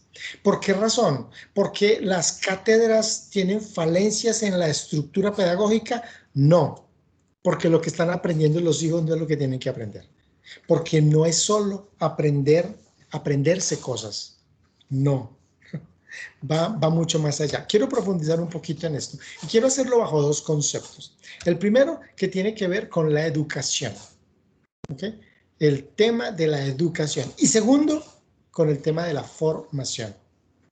Y aquí vamos a empezar a hablar claramente del caso nuestro de los hijos en casa y de si vamos nosotros a hacer la educación de ellos, porque si nosotros hacemos el trabajo de ellos, ellos nunca se vinculan ni emocionalmente ni corporalmente, por lo tanto su sistema de aprendizaje no funciona. No funciona. Estamos creando inútiles que les hacemos todo y que llegarán a trabajar y no son capaces de hacer el trabajo, sino que tendrán que dejárselo a otros y serán parásitos que de otros reciben, recogen lo que hacen para apropiárselo. Igual sucederá en una relación afectiva porque no serán capaces de generar, de proponer, porque no han sido desarrollados de esa manera. ¿Okay? La educación es en la escuela. ¿Dónde se educan las personas? En la escuela, en el instituto pedagógico, educativo. Por eso existe Ministerio de Educación, Secretaría de Educación, Educación Básica Primaria, Secundaria. Lo que está hablando Hernán en el tema que nos expuso es cómo el profesor debe en la escuela, en la institución educativa, trabajar para enseñarle al alumno. Él no dijo para enseñarle qué, pero es claro que el proceso educativo es netamente pedagógico. ¿Y eso qué significa? Que es para enseñar un qué hacer. Edgar, pero ¿hay pedagogía en la otra estructura? Sí, también la hay. Pero a nivel de instituciones, la pedagogía es lo más importante porque queremos enseñarles inglés, matemáticas, sociales, religión, biología, etc. Bueno, si es que religión dejan enseñar, digo, en estas sociedades modernas o posmodernas o degeneradas, yo ya no sé cómo explicarlo. Pero el proceso educativo, el profesor se encarga de entregar la información, tratar de que sus alumnos la aprendan, el alumno presenta una evaluación de lo que el profesor le habló y si lo que él presenta frente a lo que le enseñaron y le hablaron es correcto, tiene una nota y sobre esa nota sabe si recibió un cartón, un diploma, porque pasó el curso por intensidad horarias, por créditos, por trabajos presentados, etc. Preguntota. ¿Esto que aprendió lo va a aplicar? Ah, no sé, porque ese es el proceso educativo. No sé si lo va a aplicar, no sé si lo va a aplicar bien o no. Si el cálculo del arquitecto y del ingeniero falla, pues el edificio se cae. Entonces uno dice, ¿qué pasó? Si el hombre estudió en la escuela de ingeniería y si el otro estudió arquitectura en la misma universidad, ¿qué pasó? Pues simplemente que el proceso educativo no funcionó. Porque solo se enseñó un qué hacer que no sabemos claramente si se copió o no. Eso es lo que se hace en la escuela. Esa es una parte del qué hacer, pero no es el proceso formativo. El proceso formativo, ¿dónde se da? En casa, en el hogar. Ahí es donde las personas se forman o se deforman. Voy a poner el ejemplo. Va a la institución educativa, universitaria, a nivel superior y aprende. Y aprende muy bien su trabajo. Es un médico excelente. Va a ser un médico excelente, un licenciado, un profesor excelente que sabe muy bien su materia, etcétera, cualquier otro profesional o un abogado. Pero en su formación personal deja mucho que desear, porque es maltratador, porque no logra establecer una sana relación familiar, porque no logra controlar sus emociones. Mira el tema de las emociones tan chévere. Nosotros hemos hablado del tema de las emociones y es eso. Él se emocionó, eso es emoción. Eso no es felicidad, es emoción. Entonces, el proceso formativo se debe complementar con el educativo, pero el formativo es en casa, definitivamente. Cuando yo fui al Colegio Corazonista a hacer un tema con papás, me decía el hermano, el rector del Colegio Corazonista aquí en Medellín, abajo de la 80, me decía, Edgar, por favor, que los papás entiendan que esto no es un reformatorio. O sea, aquí no reformamos, aquí educamos en el qué hacer. El proceso formativo es en casa. Qué dificultad para un profesor, para un director de grupo, para un rector de una institución educativa, llamar al papá para decirle que por favor le ayude con su muchacho. Y él le dice, ¿usted para qué me llamó? Porque su muchacho está metiéndose al baño de las niñas y aparte de eso le descubrimos media botella de aguardiente. ¿Usted me llamó para eso? Pues no es esa la tarea de ustedes. No, papá, no es esa la labor de nosotros. Nosotros hacemos proceso formativo, nosotros hacemos proceso educativo pedagógico. Entonces es muy complejo y bajo estos conceptos nos tenemos que mover. ¿Entienden? O sea, el proceso de aprendizaje, tanto en el quehacer como en el acto de ser personal, tiene una forma de desarrollarse en el cerebro. Y ya toda la mitad de este tema estaba orientado a eso, a cómo funciona el cerebro, a cuál es la etapa en la que estamos aprendiendo en la infancia y en la adolescencia. Y Hernán nos explica cómo vincular el cuerpo y la emoción al aprendizaje. Ahora nosotros vamos a determinar qué clase de aprendizaje, ¿cierto? porque es claro que en el proceso educativo, que es del quehacer, nos cuesta mucho más. Entonces, vamos a ver que la educación en casa, bueno, la educación siempre ha sido en la escuela. Lo que pasa es que ahora en la pandemia, pues nos toca muy duro. ¿Yo cómo hago para hacer esto? ¿Quién es el responsable de las cosas de mi hijo? Porque es que educar en casa, yo primero no conozco el concepto, segundo no estoy preparado, tercero el muchacho tampoco está preparado, cuarto yo no sé cómo enseñar. O sea, uno escucha a Hernán y uno dice, yo no sé nada de pedagogía, no sé nada, porque el hombre tiene toda la razón, tiene toda la razón. Y solo vean el ejemplo del niño que él coloca, de cómo el niño cuenta las cosas y el niño gesticula. Hay una niña que es muy tendencia en las redes, en un TikTok, en esa plataforma, y la niña imita personajes. Pero no es por la voz de la niña, es por la expresión de la niña. Y la niña usa todo su cuerpo y se expresa con todo su cuerpo. Entonces esa expresión es lo que gusta, es lo que llama, es lo que atrapa. Porque siempre la expresión del cuerpo, pero mira que son cosas que se van aprendiendo poco a poco. Porque uno tiene que aprender a aprender, ¿ok? Por eso es aprender a aprender. Eso es como querer querer. Yo tengo que querer querer. No solo querer, sino querer querer. Y ahora tengo que aprender a aprender. Porque no se trata solo de aprender. ¿Yo cómo hago para aprenderme eso? Ah, entonces no sabe aprender. Aprenda, ¿cómo aprende? Más o menos. Entonces, claro, los papás no sabemos. Aquí les damos unos tipsitos, ¿cierto? Sobre cómo nosotros podemos vincular a los hijos para que aprendan biología. Ya vamos a ver ahora cómo se logra establecer y cómo un niño puede aprender matemáticas o puede aprender historia o puede aprender geografía desde lo que le gusta y desde el que hace. Entonces, aquí en esta historia nadie está preparado. Aquí no estamos preparados, ni alumnos ni maestros, porque la virtualidad se nos vino encima. Y no es solo la virtualidad, o sea, no estamos preparados por dos cosas. Uno, los maestros y las instituciones no están preparadas porque no saben el nivel de educación virtual. Cuando tú estudias virtual, esto no es una cantidad de trabajos. Cuando tú estudias virtual, hay unos textos que tú trabajas, que tú lees e introyectas y haces un análisis crítico, el desarrollo del pensamiento crítico frente a los textos y haces un trabajo que te resume el trabajo, la lectura hecha. Y eso tiene unas aplicaciones específicas. Pero no se trata de que me dejes 3 talleres, 2 trabajos adicionales, un trabajo de grupo, más estar presencial en la clase. O sea, es una cantidad de cosas que las instituciones no saben y hay que decirlo. Y muchos maestros tampoco, no es culpa de ellos. Ellos se formaron para ser presenciales, para aguantar que la tiza pegue en el tablero, ¿cierto? Para eso se acostumbraron ellos, no para otras cosas. Y los muchachos tampoco, porque de la restricción que tenían en el computador se llegó a la liberalización. O sea, qué felicidad, voy a tener internet todo el día y voy a tener el computador todo el día. Entonces, ahí vienen las cosas difíciles. Entonces, empiezan los dilemas. Empiezan los dilemas en esta época en que tenemos que saber si vamos a seguir virtuales con los hijos o no, o si es mejor dejarlos de una vez en casa. Edgar, usted está proponiendo que los pelados se queden en casa. No, yo no. Yo no. Los investigadores, los doctos en la materia educativa, no en la formativa, yo soy experto en la formativa, ellos en la educativa. Y los expertos en la educativa dicen, es viable, es absolutamente viable que los muchachos puedan aprender en casa. Entonces vienen muchos dilemas, porque tenemos que saber si realmente tenemos que seguir pagando lo que teníamos que pagar en una institución educativa para que el trabajo lo haga yo, para que el trabajo yo lo realice. Entonces, la carga es de los papás. ¿Cómo entra el colegio a trabajar en esta historia? Porque no lo sabemos, no lo sabemos. Sabemos que la pandemia adelantó una realidad. Tal vez estábamos pensando que en unos 10 años la escuela en casa podría llegar a ser una realidad. Pero el homeschool llegó ahora, llegó. Y esta educación casera no la vean solo por la pandemia. Tratemos de sacarle lo mejor posible. Y hay unos beneficios muy grandes.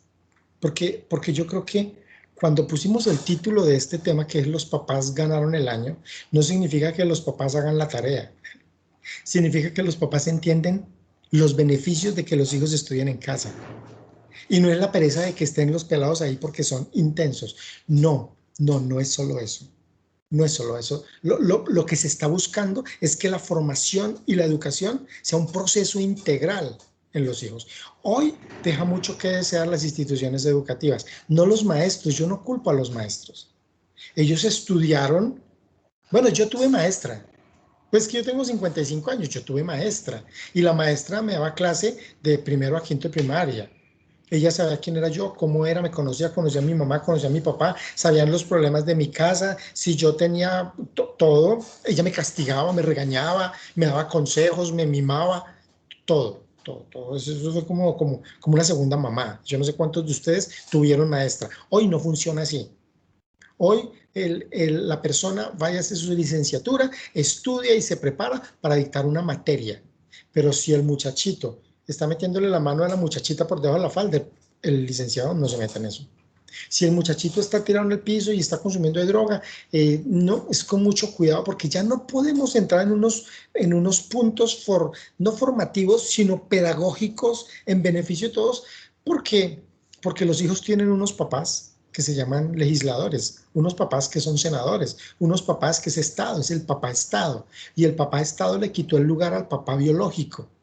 Entonces el papá biológico ya no es el que determina el muchacho qué hace, lo determina el Estado a través de unas leyes que dice, si a usted le hacen esto, usted puede demandar, usted puede tutelar y no lo pueden obligar. Entonces es como si el papá le dice, mijito, no se deje. Antes a uno le decían, mijito, no se deje. Si le llegan a pegar una trompada, usted la devuelve. Usted no se deje, sea macho, no va a poner a llorar porque usted viene aquí llorando, más encima le doy. Así le decían a uno. Bueno, a mí me lo dijeron así. Hoy el Estado le está diciendo lo mismo al muchacho. Le dice, no se deje. Que ustedes llegan a hacer algo en tutela, no sea pendejo. No se va a dejar. Entonces ya la educación a nivel de docentes es muy complejo, es muy delicado. Entonces, cuando Hernán dice vinculémonos, él lo hace con toda la pedagogía, pero simplemente para enseñarnos cómo se le enseña al muchacho.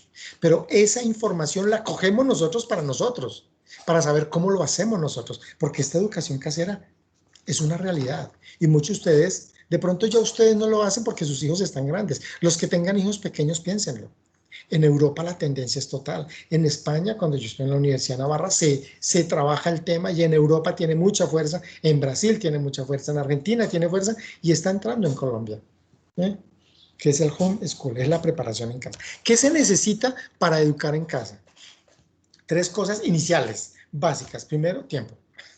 Hay que tener tiempo, los papás tienen que tener tiempo, o sea, uno de los papás tiene que tener tiempo, o juntos, pero eso ya ven la división de los tiempos de trabajo, y mucho más ahora que la virtualidad y la pandemia nos ha hecho reorganizar la casa para trabajar desde casa. Aquí es organización de horarios. Edgar, es muy difícil, yo trabajo en una empresa que desde las 6:30 de la mañana me están poniendo mensajes hasta las 11 de la noche.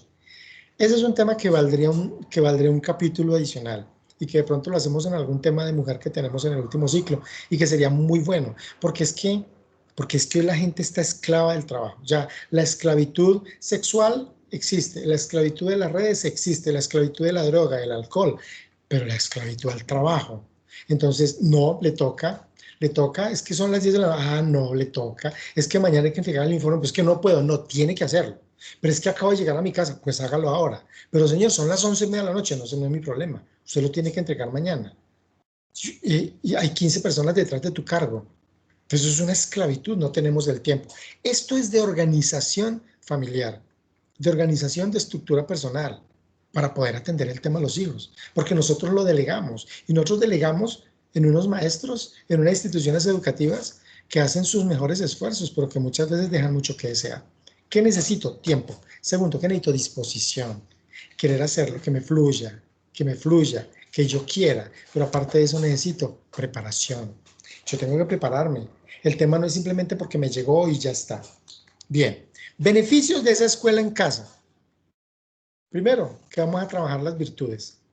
Vamos a formar a nuestros hijos en virtudes. Ya ahora, los últimos 10 minutos, vamos a hablar de las virtudes, porque ya es el final del tema.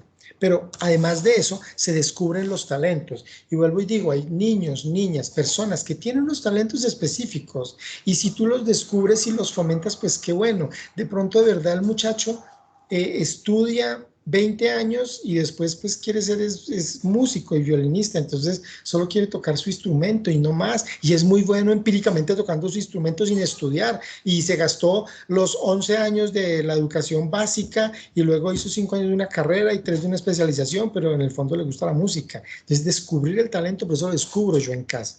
Y tercero, yo estoy construyendo persona. Estoy construyendo persona porque estoy construyendo desde el interior, desde lo más importante. Yo no se preguntaría, Edgar, esto es importante la escuela en casa, pero entonces, ¿qué va a pasar con la vida social? ¿Dónde está la vida social de los muchachos? ¿Y mis hijos dónde van a socializar? Porque es que en el colegio socializan. Sí socializan, no tan bien como antes, pero socializan. Pero es que hay muchas alternativas, porque es que hoy hay muchos... Los niños que se educan en casa, los que están en un school, tienen eventos deportivos. Están en clubes de natación, de fútbol, de baloncesto, practican un deporte y ahí generan vida social. También lo hacen con los familiares, es decir, la familia extensa, con los tíos, con los primos. Entonces hay un relacionamiento.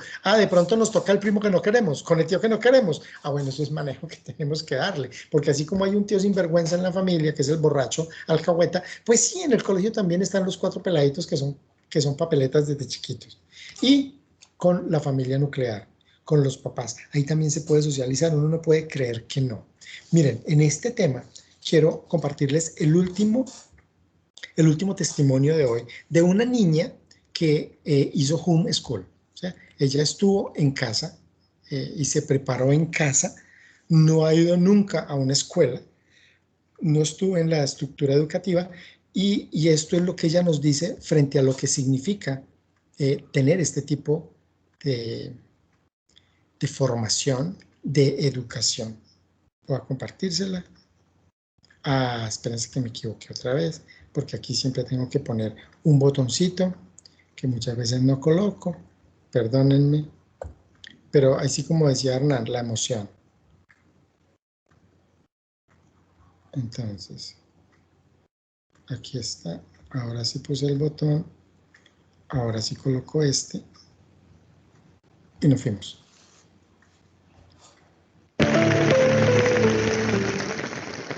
Tengo 16 años y nunca he ido a la escuela.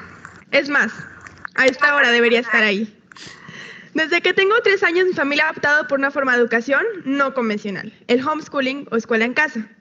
El homeschooling consiste en aprender en familia sin asistir a una escuela, sino aprendiendo en la casa, en un museo, en un parque o en cualquier parte. Cada ocasión de la vida es una oportunidad para aprender algo nuevo. Para nosotros, todo empezó cuando vivíamos en Costa Rica. Decidimos mudarnos de país y para elegir el lugar perfecto en donde íbamos a vivir, hicimos un gran viaje por todo Centroamérica y México. Tomamos el coche y nos dirigimos hacia el norte sin un rumbo fijo, visitando cada uno de los sitios arqueológicos y museos que nos encontráramos por ahí. Lo que para muchos niños sería sumamente aburrido, a mí me encantó. Ya se pueden imaginar visitar un museo con tu mamá contándote historias sobre las obras de arte que se encuentran ahí, o subir hasta arriba a la pirámide de Tikal acompañada de tus papás. Además de eso, aprendí muchas otras cosas que nos aprenden en una escuela. Aprendí la historia, la cultura y las tradiciones de cada lugar por donde íbamos viajando. Después de 4 meses, 12,000 kilómetros y 7 países recorridos, llegó el momento de elegir en dónde quedarnos. Entonces decidimos quedarnos aquí, en Quintana Roo. Cuando llegamos, tuvimos que elegir una escuela. Mis papás analizaron todas las opciones y alternativas posibles, pero se dieron cuenta que ninguna era lo que estábamos buscando. Ninguna tenía las experiencias que habíamos vivido en el viaje y no tenían el nivel académico que estábamos buscando. Como mi mamá es arquitecta y antropóloga y mi papá es economista que fue maestro de universidad, se dieron cuenta que entre los dos tenían todas las capacidades para enseñarme las materias que se aprenden en una escuela y muchas otras más. Entonces decidimos hacer homeschooling. Al principio muchas personas nos dijeron que estábamos locos, que cómo no iba a ir a la escuela, que no iba a tener amigos y que jamás podría ir a la universidad. A pesar de todas las críticas, nos gustó la idea y empezamos. Inicialmente le propusimos a otras 2 familias de unirse al proyecto para que no estuviera sola. Y lo que tratamos fue de traer la escuela a la casa. Cada día era en la casa de una familia y cada papá era el maestro de una materia. Mi mamá de historia y mi papá de matemáticas. Nos funcionó muy bien, pero con el tiempo las diferencias académicas de cada familia se fueron haciendo más y más grandes, que decidimos separar la parte académica de la social. La parte académica, cada familia se encargaba en unas pocas horas durante la mañana. Y para la parte social nos reuníamos con otras familias homeschoolers a hacer manualidades y excursiones. Además, tenía todas las tardes llenas de actividades que me encantaban. Navegación de velero, pintura, piano, ballet, acrobacia, taekwondo, costura, inglés, bueno, un montón. ¿Y los amigos? Bueno, en cada clase y con otras familias homeschoolers conocía gente nueva, amistades distintas, de distintas edades y distintas edades. Es algo completamente diferente a tener que ver todos los días a las mismas personas en un salón de clases, te gusta o no. Y así fuimos, de forma progresiva, adaptándonos, no sistemas, sino adaptando diferentes sistemas y métodos educativos para encontrar el perfecto hecho a la medida para nosotros. Era como cocinar. Tienes que agregarle un poco de sistema, una pizca de otro, hasta encontrar la receta perfecta para ti. Mi receta estaba basada en mis habilidades, en la forma en la que aprendo, mis intereses y lo que realmente me encanta. Pero bueno, regresemos un momento a su infancia. ¿Recuerdan los largos días en la escuela en los que había momentos que se preguntaban, ¿qué podría estar haciendo si no tuviera que estar aquí? De seguro había un montón de cosas que les gustaba hacer y probablemente algo que les apasionaba. Imagínense si hubieran podido centrar toda su educación alrededor de ese tema. Pues sí, es posible. Desde pequeña he tenido muchos intereses diferentes, en los cuales mis papás siempre me han apoyado. A los 6 quería hacer química farmacéutica. Entonces adaptamos todo el sistema educativo, todo el currículum de ese año alrededor de ese tema. Aprendí la tabla periódica, la biografía de científicos famosos, hicimos un pequeño laboratorio en casa y hasta fui a visitar un laboratorio universitario. A los 8 quería ser diseñadora de modas, entonces volvimos a adaptarnos. Clases de costura diarias y con mamá aprendí la historia de la moda. Después creé una colección de ropa e hice disfraces para Halloween que vendía a los niños del barrio. A los 10 me encantaba la botánica. Aprendí a diferenciar las distintas plantas de la región, sus propiedades curativas y cómo usarlas al cotidiano. También sembré muchas plantas en el jardín que sigo teniendo hoy en día. Y ahí sí, cuando alguien tiene gripa en la familia, ya sabemos con qué arreglarlo. A los 12 quería tener mi propio negocio. Me encantaba la pastelería porque combina el lado artístico y creativo al crear pasteles con esculturas de azúcar. Y además, es un buen negocio porque a quien no le gusta comer pasteles. Decidí aprender a hacer pasteles, viendo tutoriales en YouTube y practicando durante horas y horas hasta lograrlo. El más feliz era mi hermanito porque podía probar todas las recetas. Cuando ya sabía cómo preparar pasteles, fui a donde mi papá y le dije que me enseñara cómo crear mi negocio. Me dio clases de marketing, administración de negocios, estudios de mercado, distribución y cálculos de costo. Son materias que no se ven en una escuela normal. Al principio inicié vendiendo pasteles para fiestas de cumpleaños y eventos. Luego hice la distribución de mis productos a una cafetería. Y finalmente terminé participando en festivales gastronómicos a nivel estatal. Actualmente, mi interés principal, que siempre ha sido el hilo conductor de mi vida, es la historia y el arte. Entonces, desde hace algún tiempo hemos hecho un énfasis sobre ese tema. Tengo clases de historia del arte diarias con mi mamá. Cada vez que viajamos visito un máximo de museos y sitios arqueológicos. Y entré al programa de iniciación a las artes asociadas del INBA, del Instituto Nacional de Bellas Artes, la rama de artes plásticas y visuales. Nos ha funcionado también este método, que cuando nació mi hermanito lo integramos al proyecto, pero de una forma completamente distinta. Si bien la forma en la que yo aprendo es mejor leyendo, escribiendo, dibujando, la forma en la que aprende mi hermanito es completamente diferente. No se puede quedar quieto ni un minuto. Tiene que moverse, sentir, oler, tocar todo a su alrededor. Les voy a contar el 2014 de mi hermanito. Para los fanáticos del fútbol, creo que ya saben más o menos a qué me refiero. Para los que no, en el 2014 fue el Mundial de Fútbol en Brasil. Y mi hermanito es un súper fan del fútbol. Le encanta. Entonces decidimos centrar toda su educación alrededor del mundial.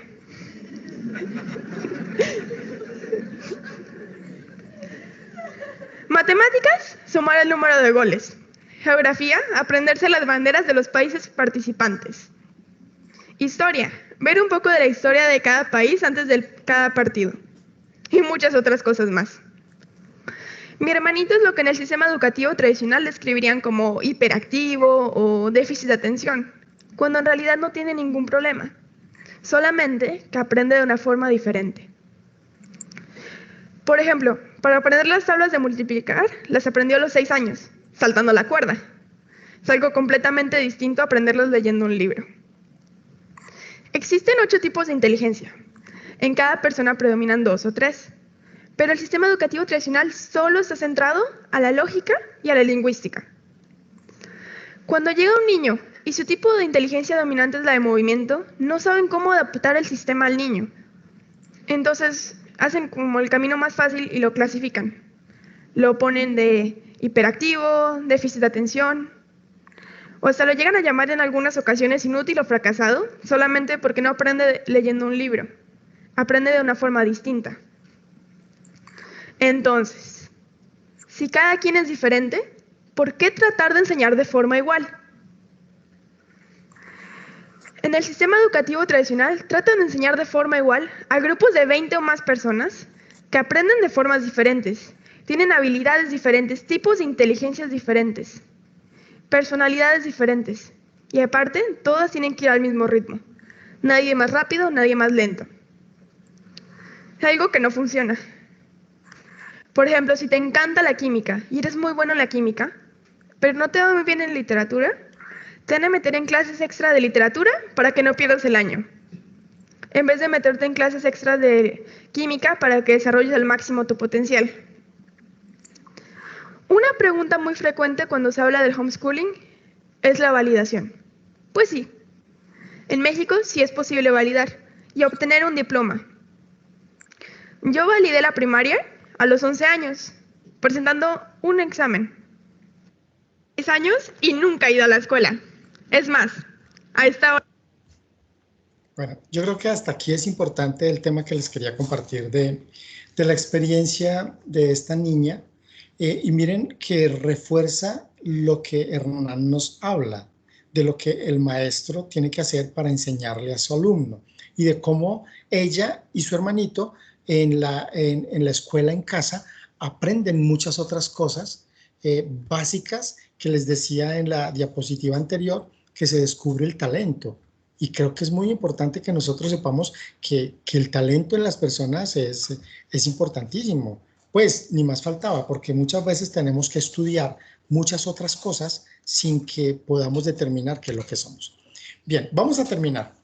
Los procesos formativos son adicionales a la parte pedagógica del quehacer.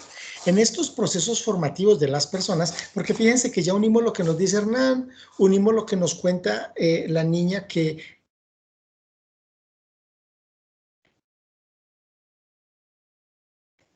hizo jugo. Ya, hola, hola. Sí, hola, hola, hola, hola. ¿Sí? ¿Debe ser acá? Ok. ¿Sí, ya me escuchan? Ok. Entonces, formación del criterio, de la personalidad, donde se alcanza la madurez.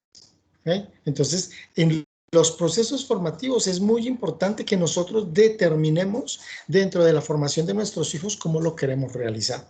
Bien, dentro de estos procesos formativos es necesario decir, leamos esta frase, templar el carácter de los hijos, que es lo que tenemos que hacer los papás, es llevarlos a que desarrollen las virtudes que les permitan crecer como personas autónomas y al mismo tiempo felices. Todo el proceso de aprendizaje, tanto en lo educativo como en lo formativo, está centrado en las virtudes. Y es el último recorrido que vamos a hacer el día de hoy, para que nosotros podamos tener claro que tener los hijos en casa no es una cosa tampoco terrible, que tenemos que amoldarnos y acostumbrarnos para poder enseñarles de una manera diferente, claro. Hoy nos quedamos pensando en el tema. Entonces, la formación en virtudes tiene 3 aspectos fundamentales que se tienen que dar entre los 0 y los 7 años, que es la obediencia, la sinceridad y el orden. El niño, digo la persona, sea niño o niña, la persona tiene que trabajarse y tiene que ser trabajado por sus papás desde la obediencia. Estamos enseñando, ojo que ya sabemos técnicas, ¿no? Y las técnicas es utilizar el cuerpo y las emociones para enseñarle al niño cómo ser obediente, sincero y ordenado. Entre los 0 y los 7 años son las virtudes predominantes y determinantes de lo que va a ser el desarrollo cognitivo, motriz, intelectual, trascendente de la criatura. Luego, bueno, obvio, luego entonces venimos entre los 8 y los 12 años. La formación en las virtudes de estos muchachos tiene que ver con la fortaleza.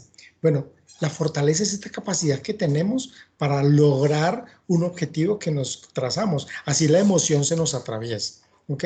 Ser perseverantes, ser muy laboriosos. La laboriosidad es el ejecutar al diario. Yo les decía al comienzo de la época de los empijamados.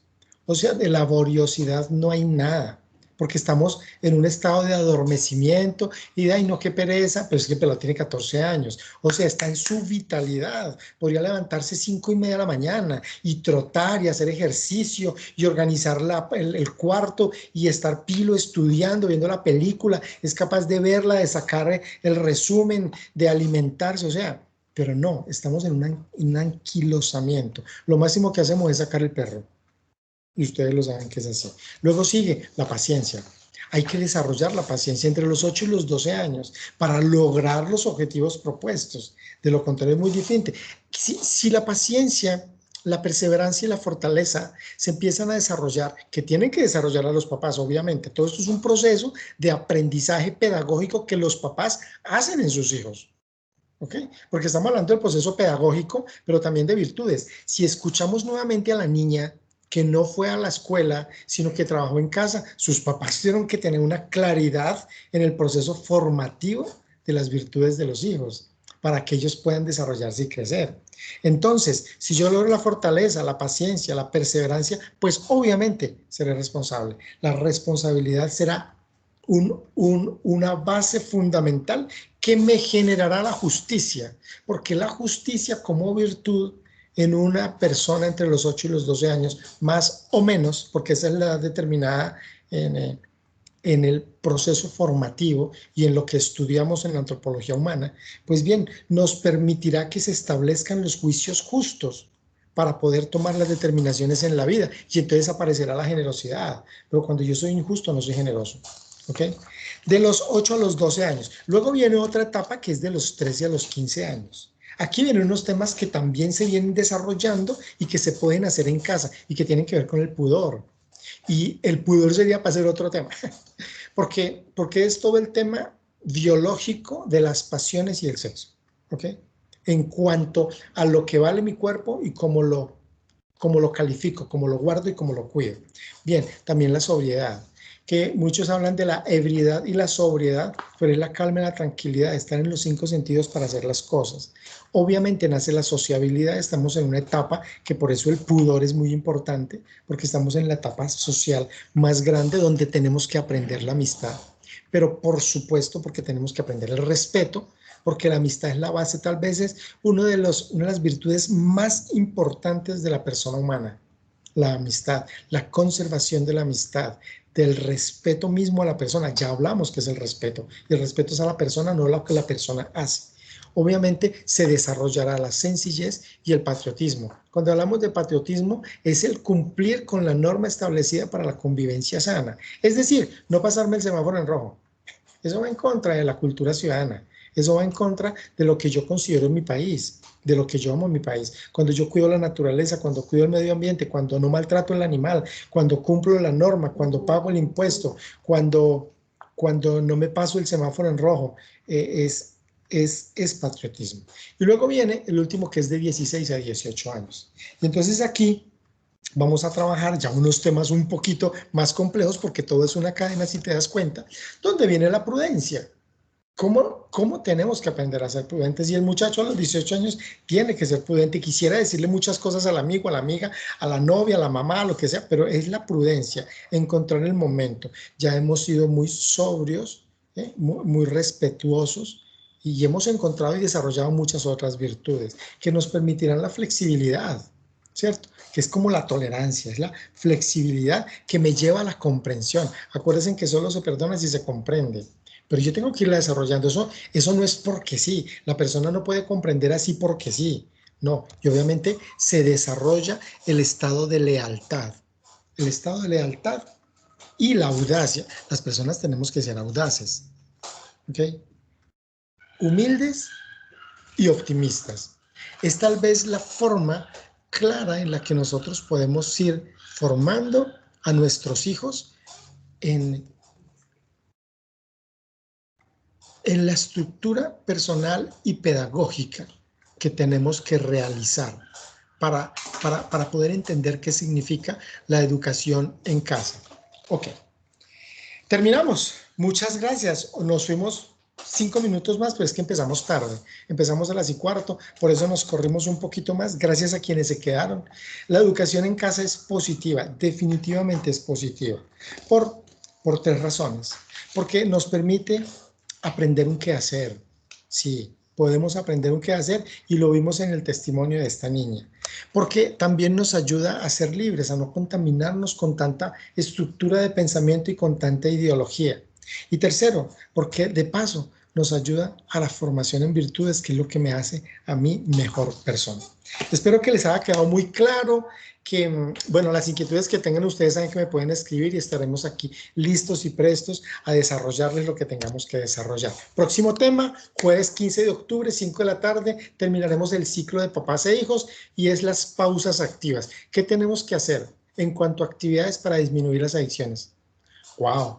Es un tema interesante. Espero que sea de interés, que toda esta información sea de interés de ustedes como papás, como hermanos, como hijos, como abuelos, como yo. Es un placer haberlos tenido el día de hoy, haber compartido con ustedes cualquier información adicional que ustedes quieran tener sobre estos temas, con mucho gusto. Yo estaré listo y presto a corresponder y a contestar de la mejor manera posible lo que ustedes necesiten saber y estaré dispuesto además a solucionar y a ayudar a orientar en temas personales y familiares de pareja. Muchísimas gracias. Fue de verdad un placer haber compartido el tema hoy con ustedes. Nos despedimos como siempre con nuestro tema de apertura, que es el tema de finalización. Les iba a dejar otro, pero estos temas son muy bonitos. Muchas gracias. Hasta luego.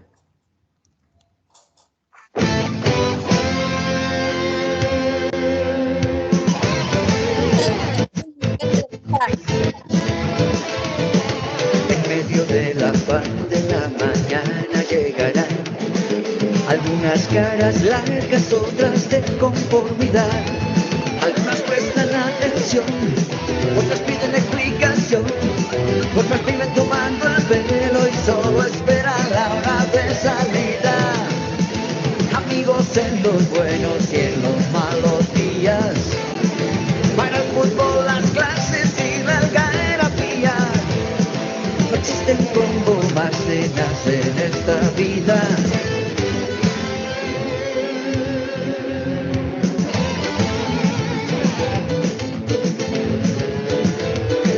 Me rompo la cabeza cuando intento analizar. Ya resuelvo ecuaciones como un físico nuclear, pero satina de mirar, ya no lo puedo descifrar. ¿De qué me sirve tanto estudio si contigo yo repruebo siempre? Amigos en los buenos y en los malos ratos, amigos de los caros y de los baratos. No existe un combo más tenaz en estos lados.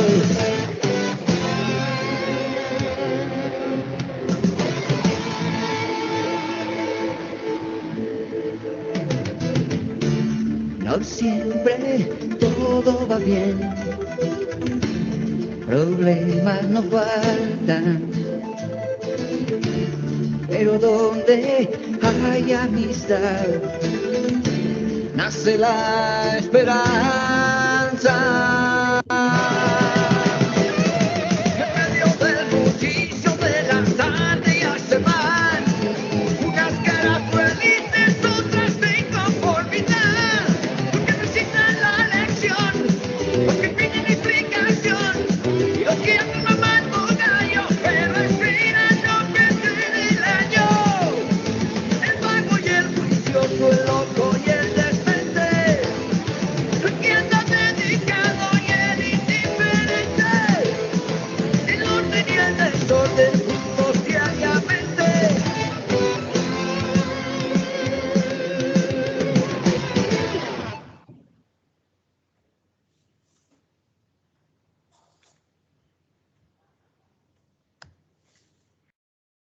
Muy bien, hasta luego, un placer a todos y todos. María Teresa, te mando un abrazo.